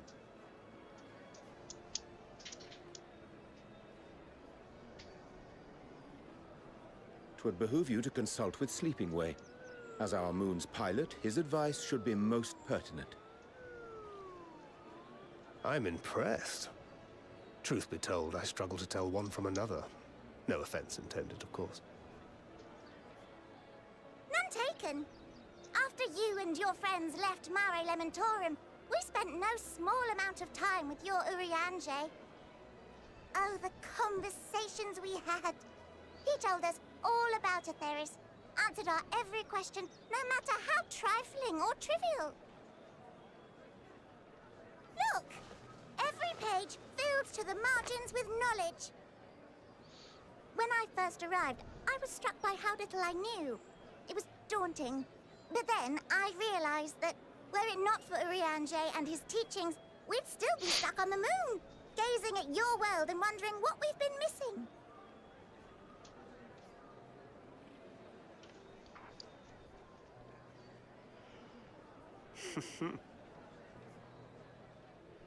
What would they think if they could see Urianger now? I dare say they'd be more than a bit surprised. And impressed, no doubt. Master Louisoix, Minfilia, Papalimo, and not to forget.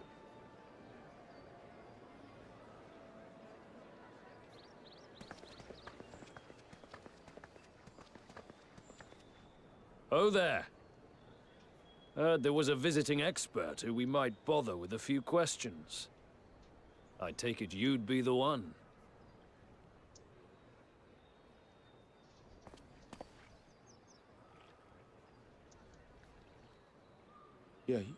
Yes, I am.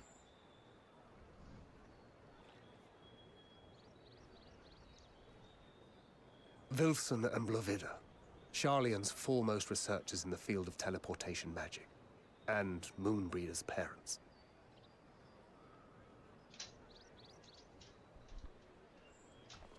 It hath been some time.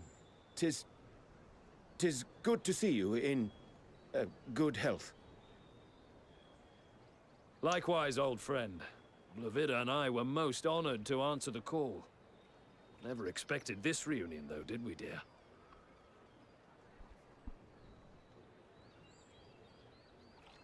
Alfei, the nerve. Sending that letter, then running off to the gods know where.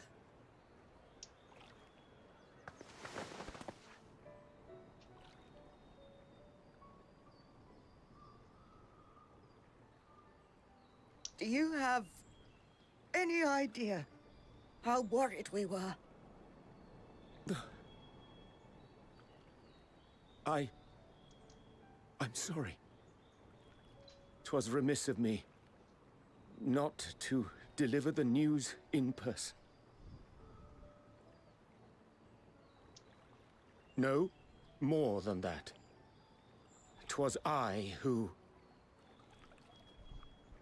Our daughter was disillusioned after Master Louisoix left her behind.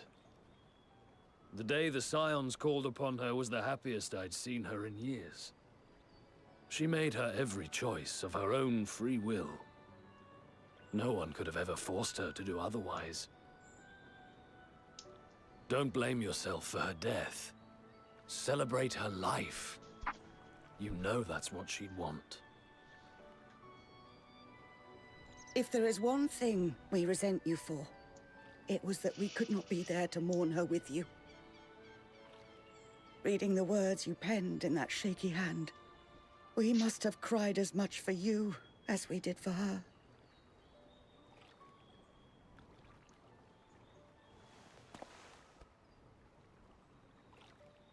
I'm sorry. I truly, truly am. I knew not what to say. Knew not how to express my feelings. The poems and platitudes of wiser men, musings on sadness and loss, studied and memorized, and meaningless in the moment. Silly boy. We are all powerless before such grief. Even now, try as I might, the words escape me. But in our hearts, we know, we always know.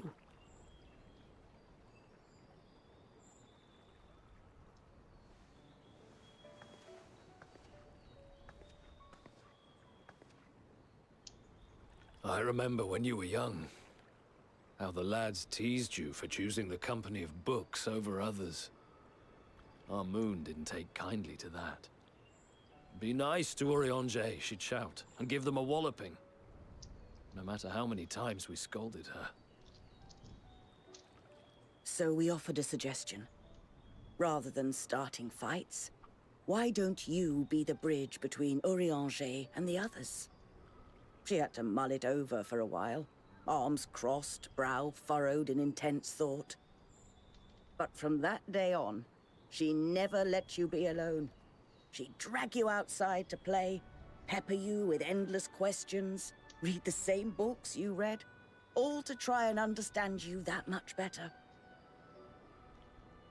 I'm sure it was annoying and exhausting at the time, but she only ever had the best of intentions. And look at you now, at the center of the crowd. The reason there even is a crowd, having brought these people together. You've no idea how proud we are.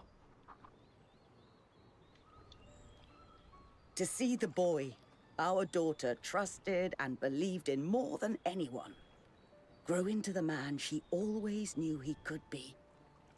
I can see her in you, too. Feel her. She walks with you wheresoever you go. So thank you, Urianger, for being who you are.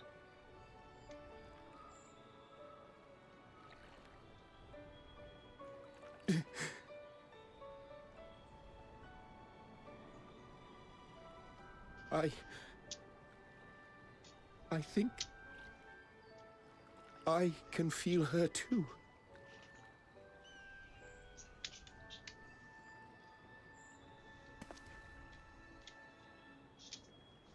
The truth of her life.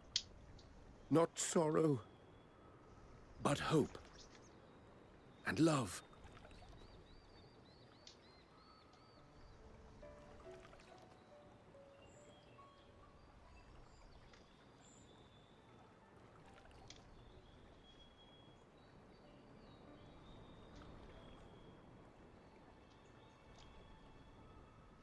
This moon breeder. She was important to him, wasn't she? You could ask the man himself. Oh, no. But watching this exchange reminds me how much I've yet to learn about your world. And its people. You can live here your entire life and hardly learn a thing. And that's why it's too soon for this to end.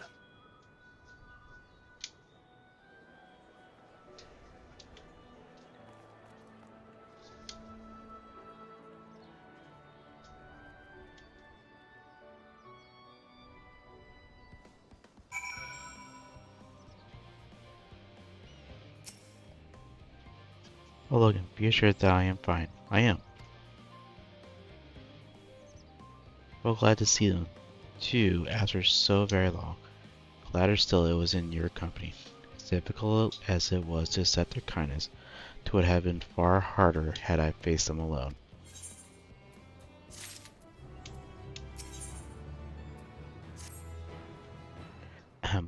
Thou hast my gratitude for laying courage to the Laparates. Not disposed to the rest of the laurels, some of our guests have elected to accompany my countrymen to their stations. Some few may still have either seeking counsel, and so shall I remain to aid them as need be. If thou art needed elsewhere, do not let me detain thee. As a matter of fact, I was hoping you might check on Alice. Last I saw, she was struggling to carry an enormous pile of boxes out the west gate. I could go myself, but we both know whose help she'd like less than to scorn. Not to mention that, much to my misfortune, I can think of several other things I ought to be doing. Till later.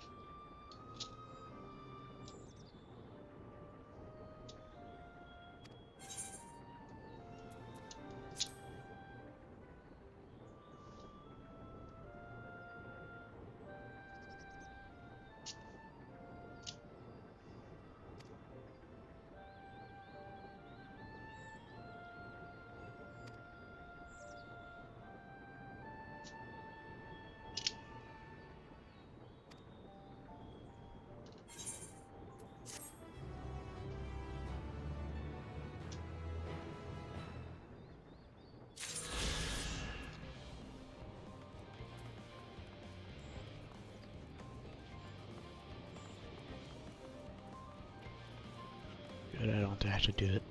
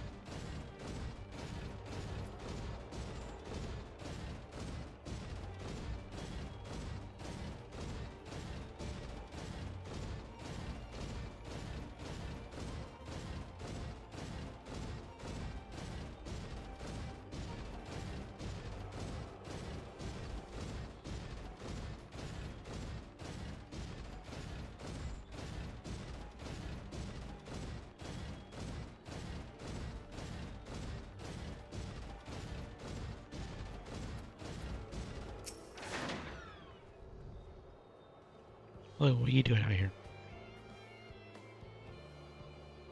No, I don't mind if you help with the bosses, but it's far from the most exciting enough task, are you sure? Well, I appreciate the assistance. We need to get these to Epara time is short, of course, but they're full of organic specimens and samples.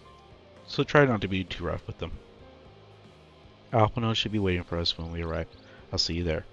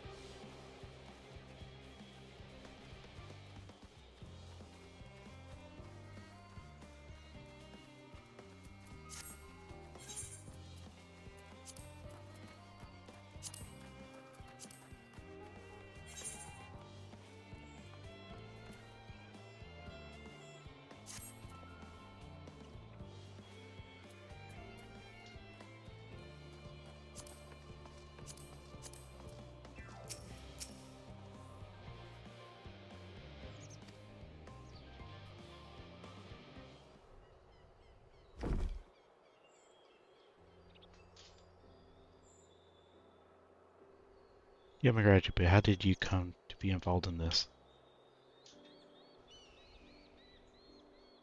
Then I suppose I have a thinker to thank as well.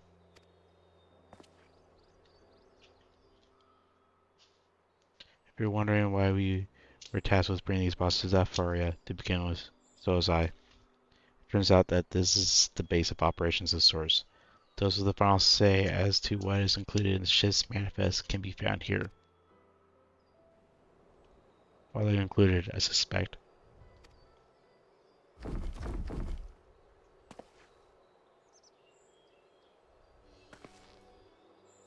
That should be everything.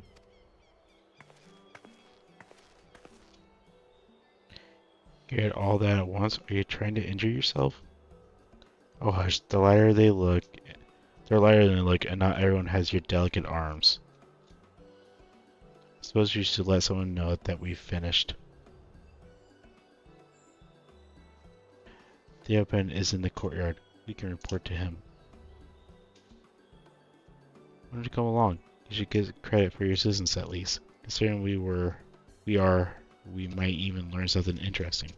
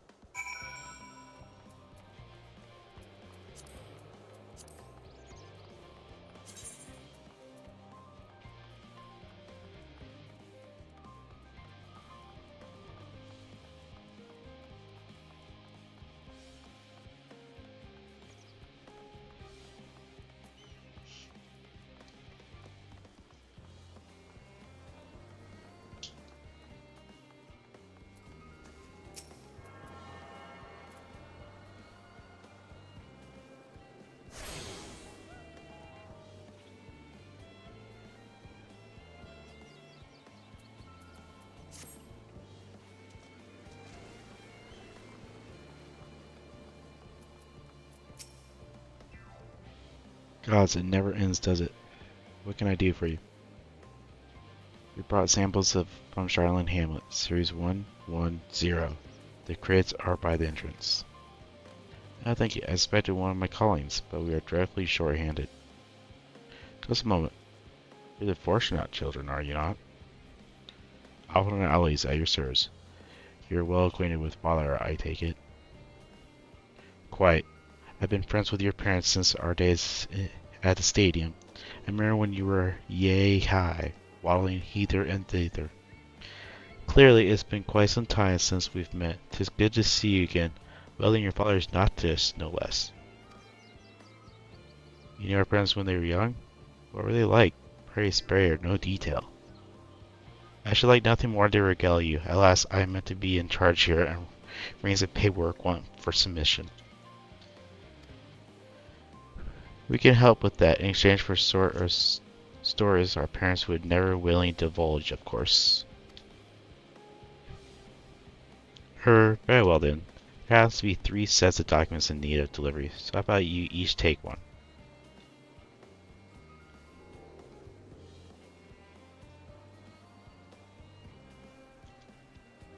Wait right there.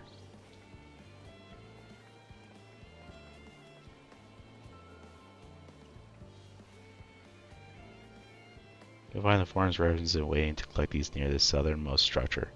I hope I haven't kept her waiting too long. Never mind Alfred and Elise. I'm certain they'll be back soon enough.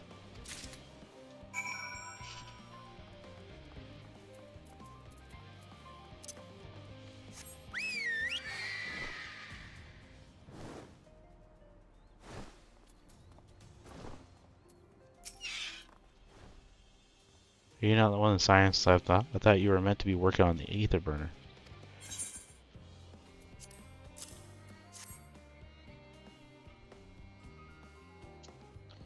That was paperwork. I was beginning to worry he had misplaced his quill.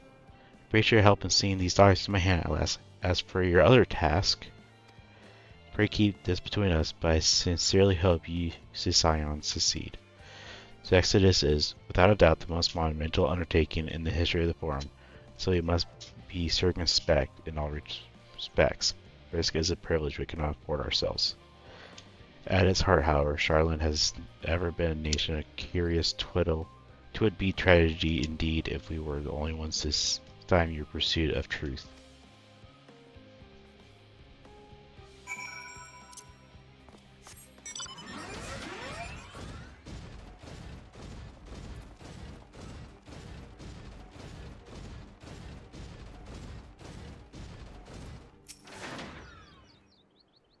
Go ahead, Paige. I dare say you have a talent for this work. The twins' papers only needed to be delivered elsewhere in the facility, so they should be returning any moment.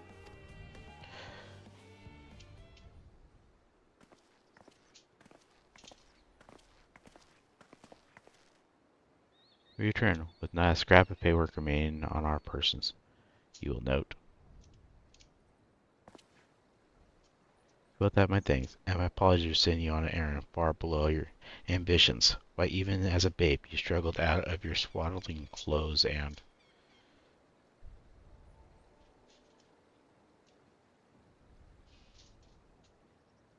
That's quite enough of that, thank you. It was compromising stories of our parents that we'd asked to hear to reiterate.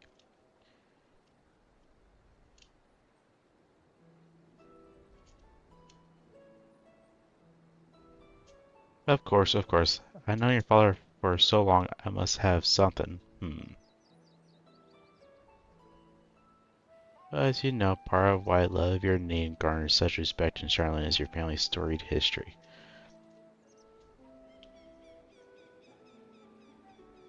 You too can trace your ancestry directly to those who came aboard Navka's Hope, a lineage few can claim. I never thought much of it myself. It's not as though our forebears founded our nation. They were simply there when it happened.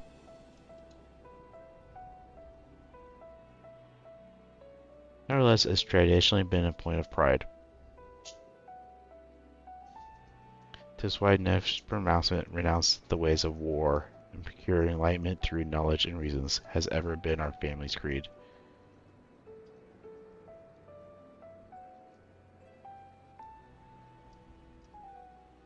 To your grandfather's time, aye.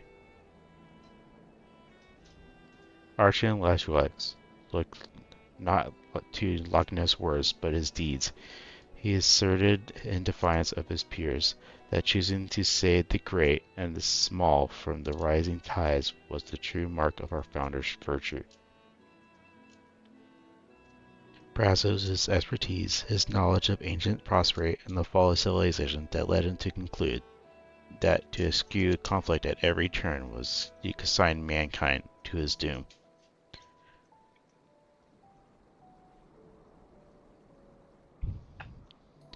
there will ever be conflict and calamity will follow. Thus, to ignore the plight of those one might conceivably save is not wisdom, it is indolence. Remember his words well indeed. Archon Loviot lived by that personal creed, and he has every means at his disposal to bring successor to those in need, Charlemagne or no. No one loved and admired Grandpa more than his son. Yet Fortunato could not reconcile Leichar's deeds with the philosophy of his forebears and his peers, a philosophy in which he believed so ferociously, yet made a pharaoh of his father.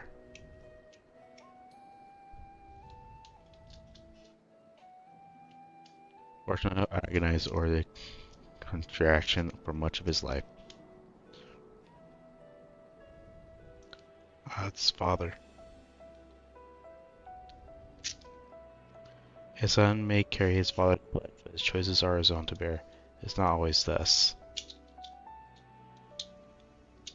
God knows Fortunatus a cranky old goat, so I'm sure you butt heads often enough. Yet even so, you must know that you're constantly in his thoughts, every moment of every day, and that's not exaggeration in the slightest.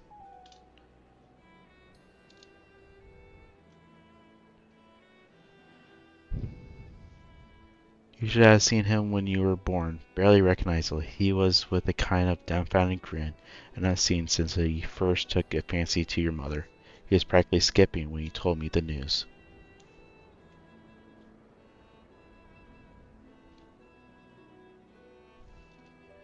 Take my words for it, he loves you to an embarrassing degree.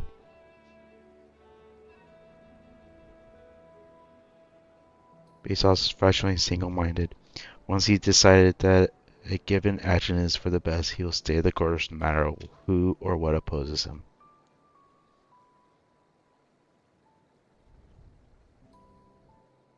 A profound and annoying habit when you're on the other end of it, as I am sure you will agree.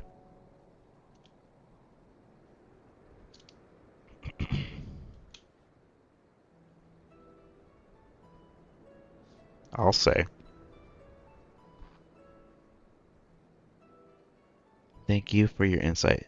When next we meet our parents, I shall mention that we spoke.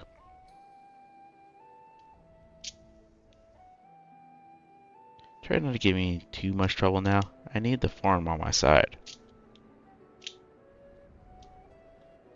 Speaking of which, I ought to be getting back to work. I have to make sure those specimens you brought make it to their proper places, or the cranky old goat will have my hide. We can speak again later.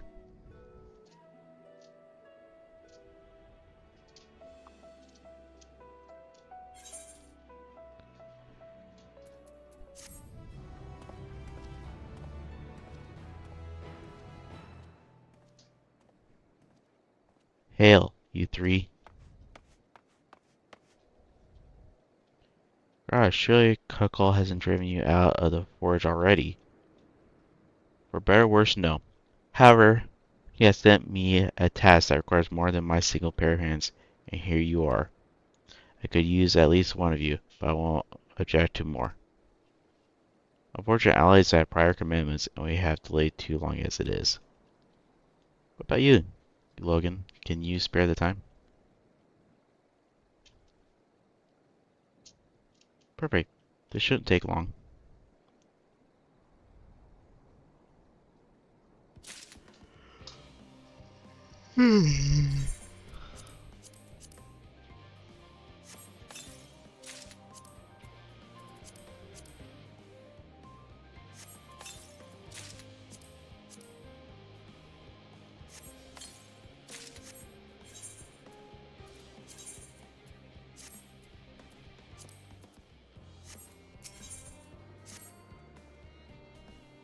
They meant that our, and I quote, promised heap of adamant falls right out of the bloody sky and into my lap. Master Cuckola wishes to be ready to put the proverbial hammer to anvil at a moment's notice. To fabricate these parts, however, he needs the flames of Cuckol's forge to burn hotter. He sent me to increase the amount of ether being funneled to his furnaces.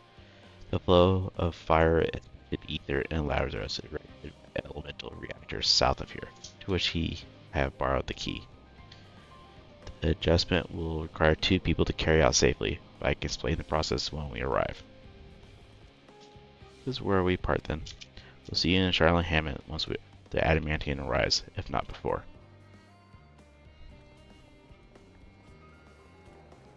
This way then.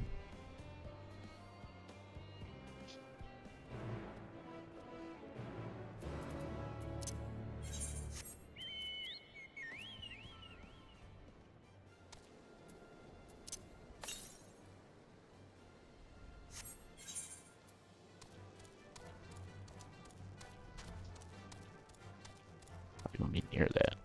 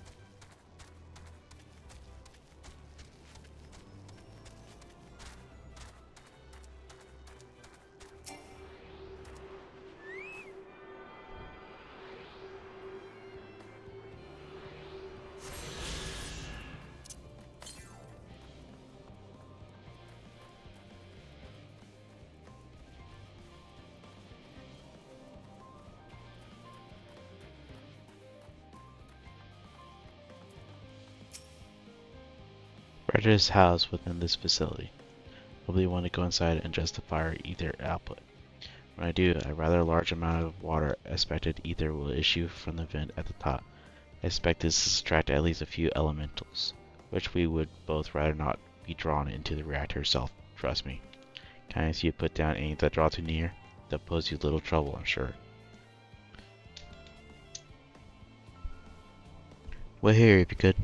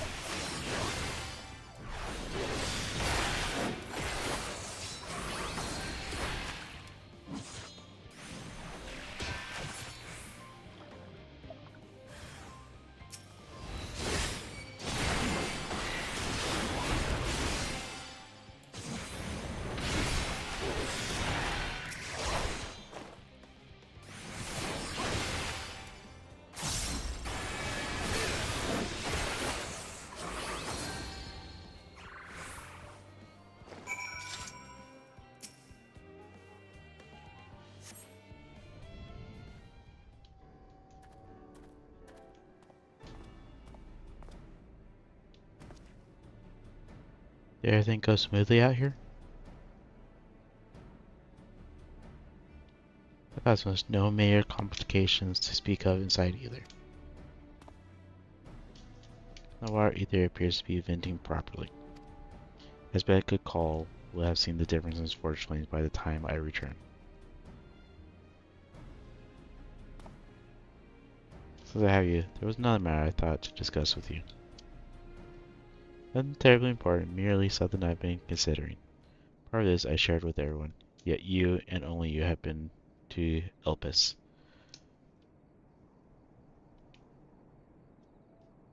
As I established, refined adamantium is a product of the Empire's twilight years, in fact.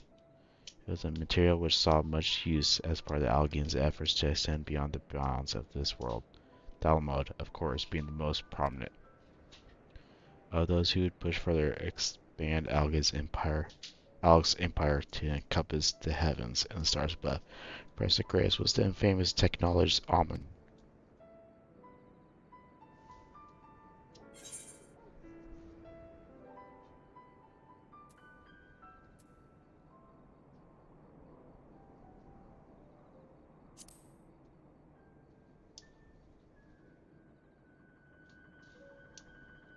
Of his own reasons, there was no evidence to suggest that he retained memories of his former life.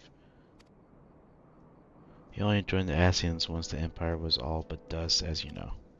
If not his memory, though, what drove him to pursue the ideas of such fervor? This may seem far-fetched, but what if souls, like minds, have a personality, so to speak, a natural disposition towards which they are inclined? We know we can relieve certainty that it was the gross decadence and inexorable decline of Alg that moved Almond to resurrect Emperor Xand. The Empire's people spoke lightly of death and destruction, experimenting on those they deemed beneath them to fill the emptiness in their hearts. With saying Xand's return, Almond provided these land-guided souls with the means to free themselves from the mirror of their own indolence. I would have had not Xand been convinced by his own death that life itself was meaningless. Almond's desire for his countrymen to conquest the heavens could only be a means to the same end, to instill the people with new purpose. Like harmonies before him, Almond was appalled by those around him lived, but could never bring himself to believe those lives were devoid of meaning. And both of them sought that meaning, that hope, in the distant stars. Such is my theory, anyway. Ultimately, it is the consequences of other actions which matter. The motives are of no moment, and yet, to reach those stars on wings of adamantium, to travel to the ends of creation and beyond, the promise of hope everlasting, that much I do understand. Enough musing for now. Why don't we see how Kokol is getting on?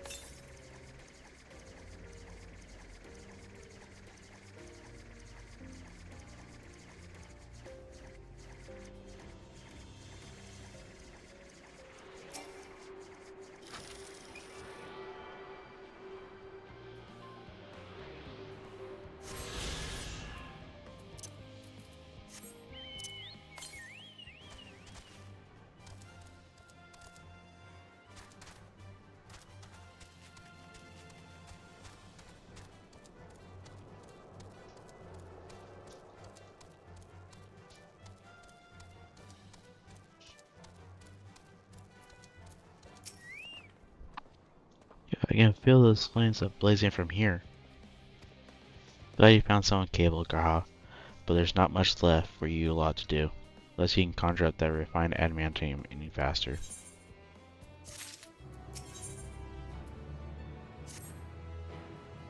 I do trust you to deliver on your promise. I do. Only I hate waiting. I want that adamantium, and I want it now.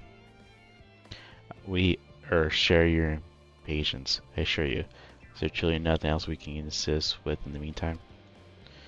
I wish this sitting was about unbearable. I hate the former frowns on recreational exploitations, Well, so long as they can't prove it was premeditated, get you gone, I have mistakes to make. In that case, I suppose I should go and return the key to the reactor. I have one more look to make sure that nothing's gone wrong, unintentionally or otherwise. I'm certain there are better uses for your time, however. I will join you in Charlene Hammond anon.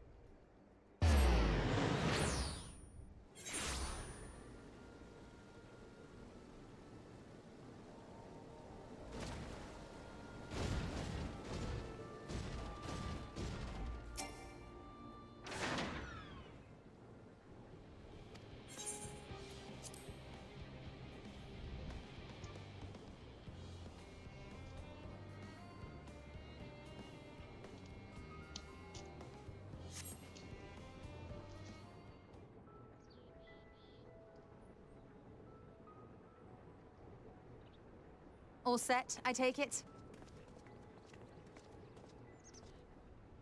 We finished what we could. Delivered supplies, tracked down escaped animals. Trivial tasks as they may be.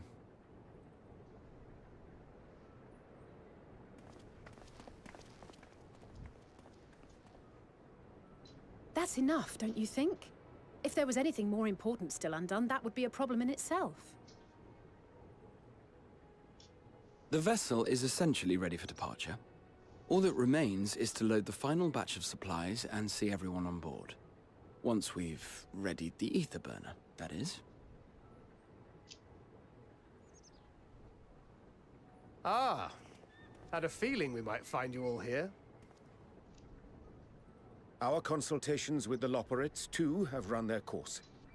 Pleased I am to say that our researchers' concerns have, for the most part, been allayed, though some insist on making adjustments to the very end. For their part, Livingway and her peers have graciously offered to stay and keep the people company, lest any lingering queries go unanswered. All that remains is to wait for the refined adamantite. Alphino, are you there? It's me, Cryle. Your special delivery has arrived. Round up everyone and come to the harbor at once.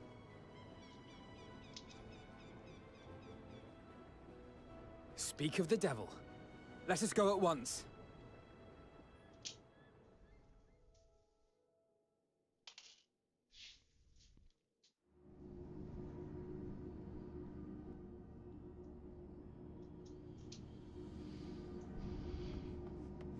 Forgive the intrusion, Master Fortuner.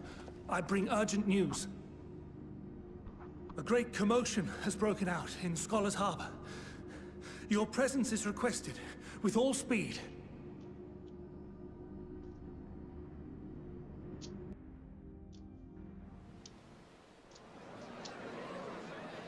Now, where might this delivery be?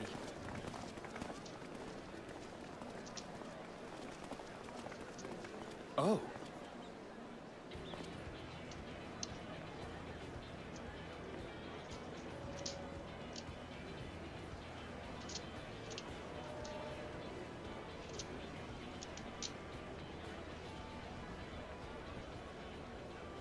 I'm sure it's very important, but we cannot accept these without the proper permits. By the 12! Surely, these can't all be.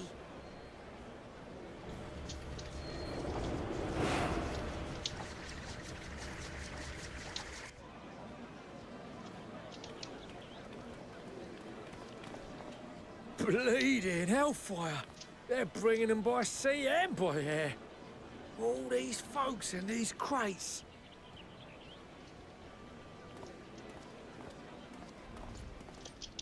And more on the way. Got your adamantite right here. A bigger haul than any of these sorry bastards brought, and that's no lie. Yes, because you were charged with seeing the shipments from Gridania and Uldar here, along with your own. Give credit where credit is due. Sounds like the sorry whinging of a sore loser. An hypocrite to boot. Ain't no way a scrawny whelp like you took a dozen steps inside a Dalamud shard. I'll have you know I went all the way to the entrance. Furthermore, 'twas my contacts that enabled us to enlist the cooperation of the Sky Pirates. Left you outside so you wouldn't get anyone killed, did they? Well then, credit where credit's due, you did a right fine job sitting on your ass. Take that back. Make me. I will not stoop to your level.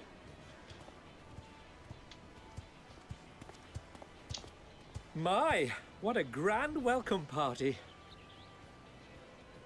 Hancock and Soroban.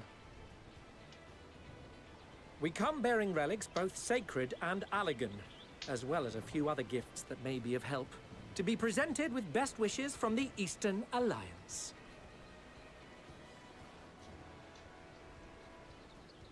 I myself have come with a sacred relic of Rayson Temple.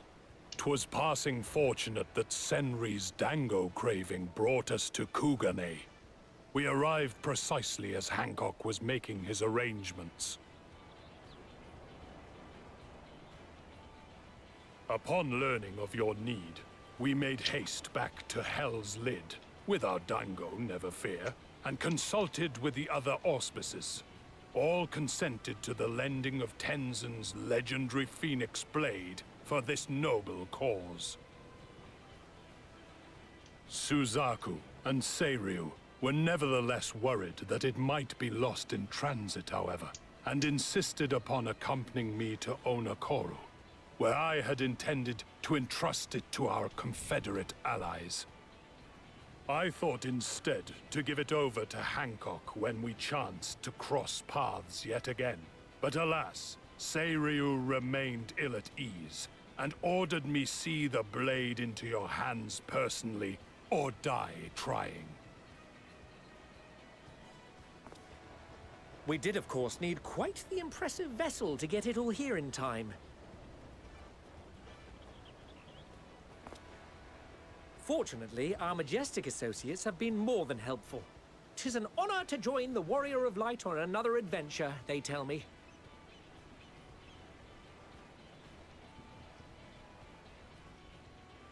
That is all wonderful to hear, but what of the extraordinary cost? I shudder to think of the ransom we must pay for such a bounty. Fret not for your coin purse, young Alphino.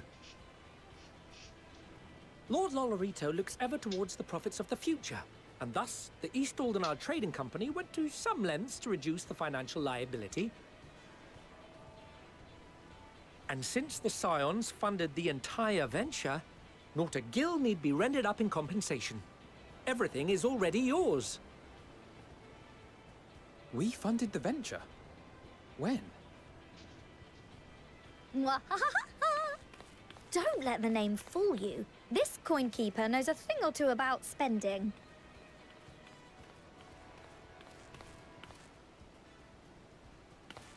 When it comes to capital investiture, a sprinkling of gil here and there will not do.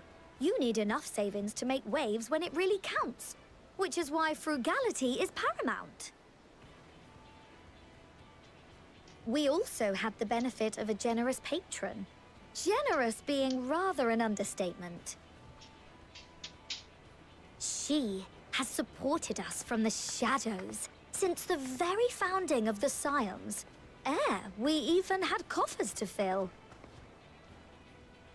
Mother! Ameliance. I remain, of course, an entirely neutral party. I simply thought our family's coffers were needlessly full. We can hardly take them with us on your teeny-tiny toy boat, now can we? And 'twould be a shame to leave all that hard-earned wealth unspent.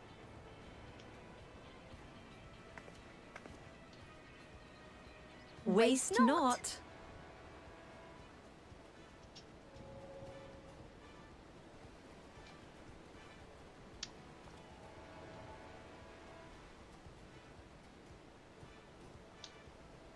However did you manage so much in so short a time, though?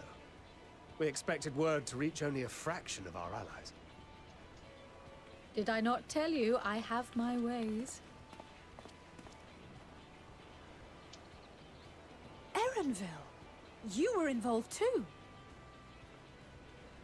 I received a letter from Cryle after we parted ways in Labyrinthos. She explained what the Scions were trying to accomplish, and why you might soon require the services of the Gleaners, spread across the world as we are.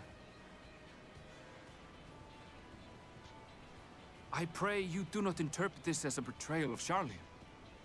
I accept that the Forum's aim in pushing us to our limits was to preserve what knowledge we have, and I bear you no ill will for it. Yet, in collecting that knowledge, what I came to appreciate most about our star is that there remains so much we do not know. That is why I chose to help the Scions, to combat the obliteration of those countless, Undiscovered wonders. I held no illusions that they would be less demanding taskmasters. Though, rest assured, if I had, I would have been sorely disappointed.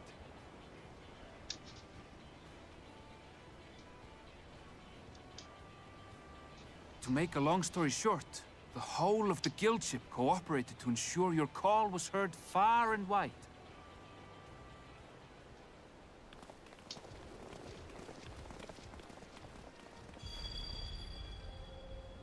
What's this about a ship that can fly to the moon? And why didn't you mention it sooner? The one time you don't beg my aid, your problem's a bloody ship that can fly to the moon. Cid! You brought the team. Of course. Garland Ironworks' finest. You need only point us towards my new favorite ship. As you like us not suspect, we've also brought adamantite for Mordona's Dalamud Shard. I admit to some consternation upon first receiving Kril's message. So few Scions remain at the Rising Stones now. Far too few for such an expedition. However, the Gleaners were able to secure us reinforcements. Idleshire's treasure hunters, not least among them. I know. How the Gobbyflock fought. Slowfix's gratitude for the safe return of his daughter has not waned, and he gathered his kin to our side with an astounding quickness. The clash between their machina and the Allagan defences was a sight to behold. I wager even you would have been impressed by the magnitude of the Gobby booms.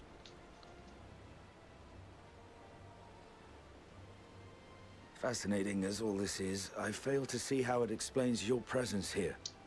Does Razat-Han not have more pressing concerns?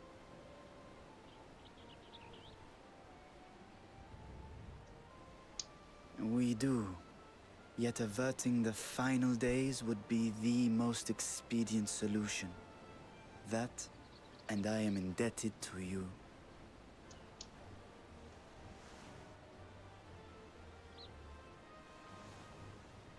Though they chose to take their leave of Thavnair, those you saved in Galimund remain my people.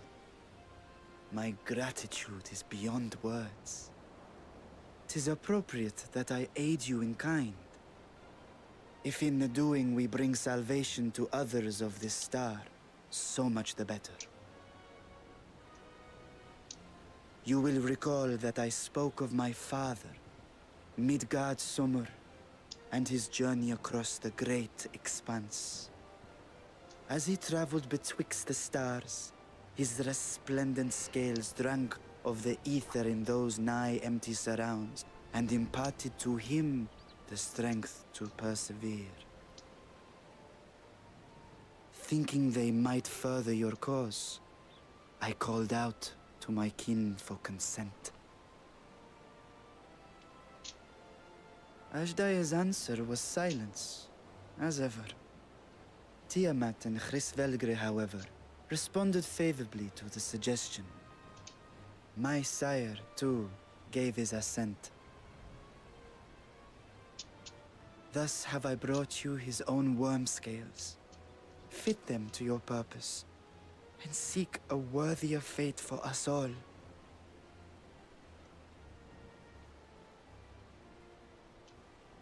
You'd be hard-pressed to find someone else so familiar with the unique properties of dragon scales. So I invited myself along.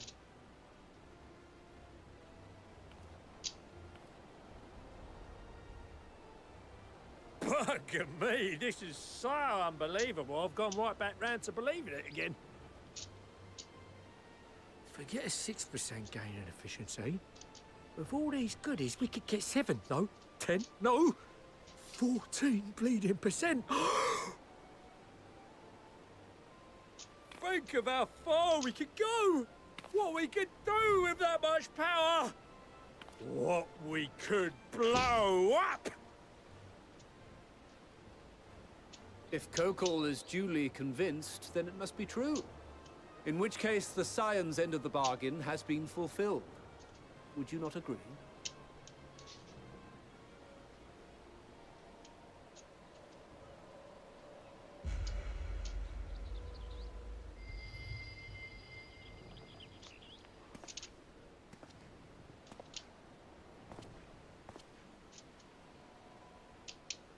Yes, Father?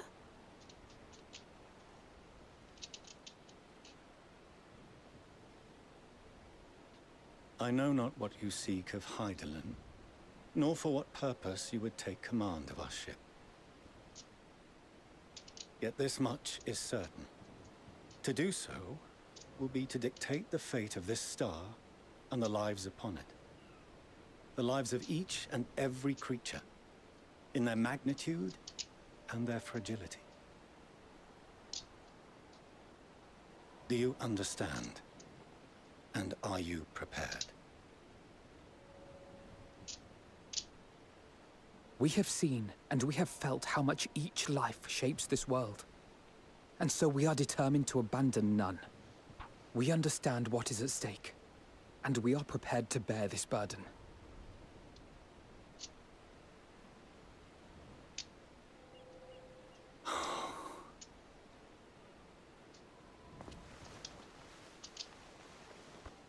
Then I will bear it with you. I beg you, share your struggles with me. As family.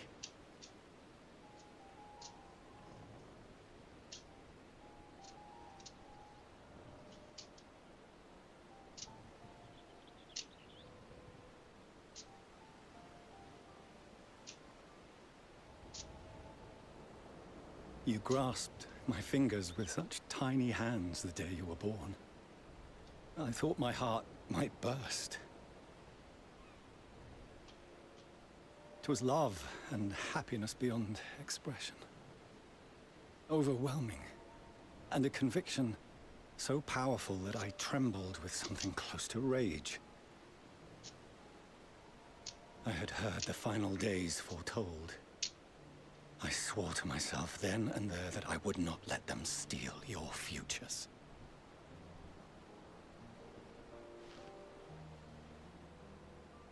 The great Exodus would succeed. Must succeed. No sacrifice or sin was worse than the alternative. If anything gave me pause, 'twas mine own father. The Archon Louisoix openly decried Sharlayan's policies, a perspective which I regarded with increasing disdain as I grew older. Yet even as part of me thought him a fool, perhaps I also hoped that he, of all people, would devise a brilliant means to save my children. A naive hope, but stubborn enough that I could never bring myself to keep you apart.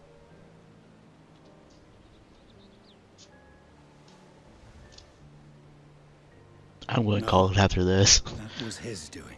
I was going to call it after When he this. perished at Carteneau. As we pulled that twisted slab of Dalamud from the sea, I remembered the warmth of your newborn touch. Chastened, I vowed never again to suffer any interference in my mission to Are you protect turning off you. your computer? No matter that you yourselves wished otherwise.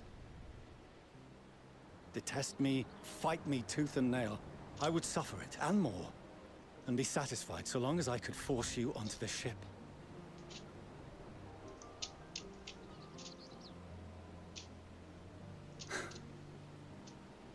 I was wrong. You two have grown so much stronger and so much wiser than I dared dream. I'll be there, Charlie. You have earned the right to walk your own path, and already begun to do so. Good. Because there are things we care about, and people we love, and none of them is replaceable. Not a one. It cannot have been an easy journey for you to have come so far. We shall be glad to acquaint you with the finer details someday, once this danger has passed. All that we have seen and heard, that we have felt and learned in our travels. Ours is not a kind world, but it is beautiful. Always. Oh no. Are you quite sure that's wise? After all, someone turns pale and flees the room when he sees so much as an envelope containing word of your adventures. Whatever will happen if he learns what you were really up to? Amelians.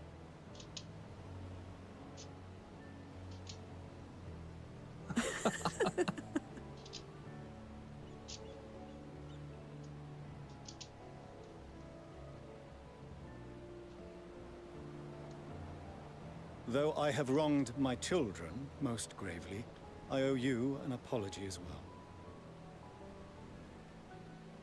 I assumed that it was the Scion's influence that made them so keen to charge headlong into danger.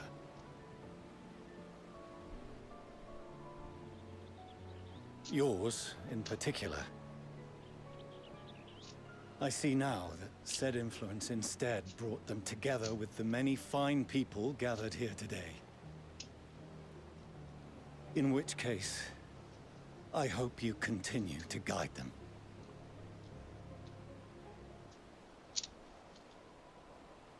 If we've finished loitering about the harbor, might I suggest we put our plans into motion? People are beginning to look confused. Perhaps you can spare a few words ere they resume the tedious lugging of cargo. You've no small number of friends and admirers here after all.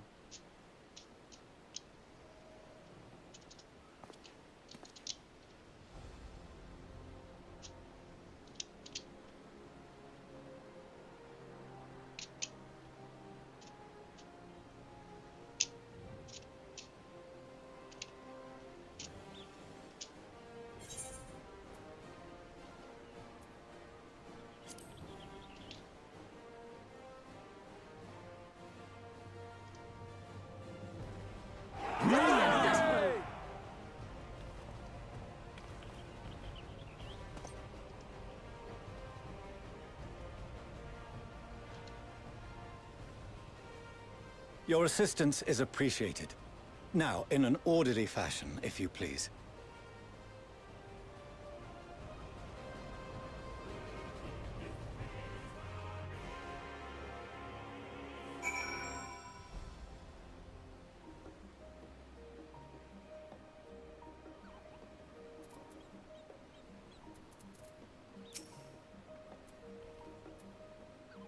I only managed to clear the harbor, which means the rest is in the engineer's capable hands. Meanwhile, Father has issued us an invitation.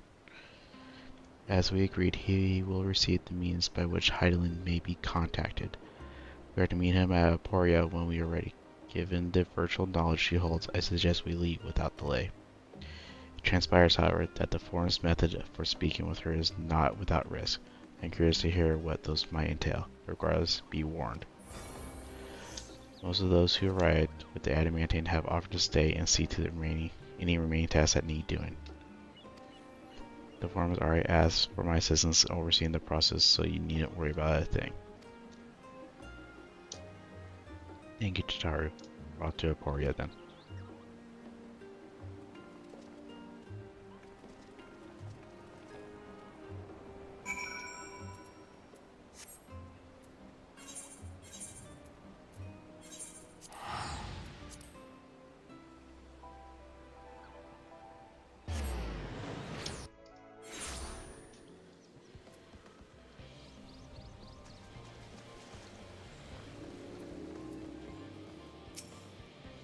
I have already shown the others inside.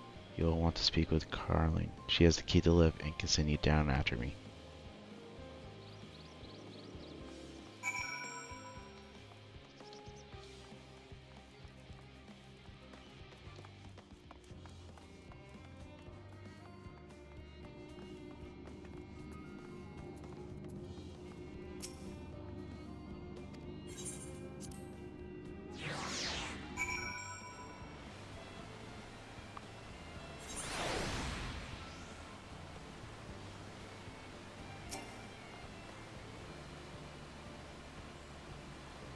From here we see the heart of Labyrinth, and this most clearly guards secret testimony, and marks the beginning and the end of our efforts. Once we divulge to seek audience with the star, and once we embark on our journey to the heavens.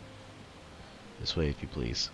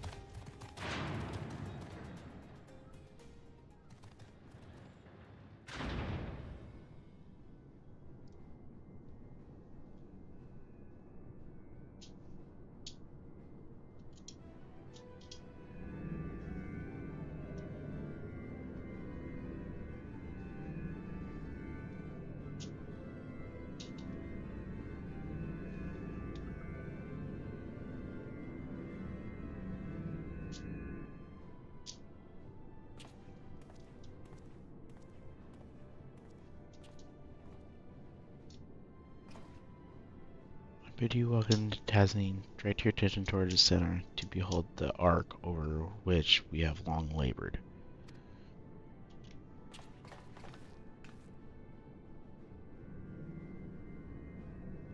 As you can see, it was designed as a medium-sized craft, the better to reduce fuel consumption. Mineralizing magics have been applied to its interior to ensure that the thrust-to-weight ratio does not place too great of a limitation on its rate capacity. Our ether burner, as you know, has been removed for further modification, but we shall reattach it soon enough. A receiver that could call and several your allies are working on it with intense fever. They are sure to see it done. It was by their expertise that many prior disaster was averted. If anything, I fear they will not afford us much time for speaking with Hydaelyn ere they finish. Point taken. Let us move on. I must warn you again, however, that even with the benefit of our device, to treat her with her is not a simple feat.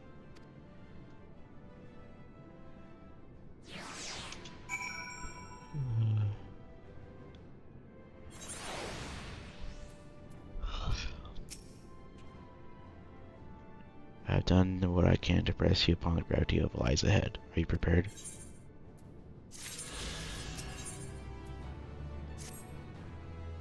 You might feel lift at the center of the shared tongue.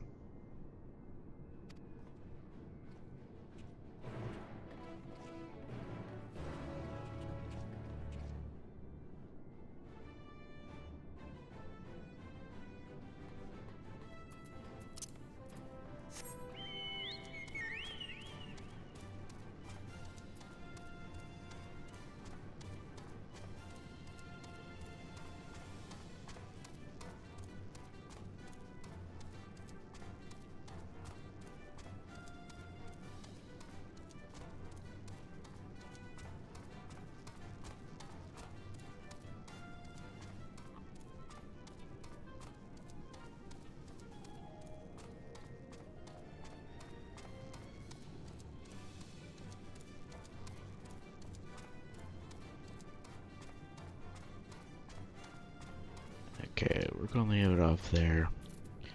I believe next time we go, we'll be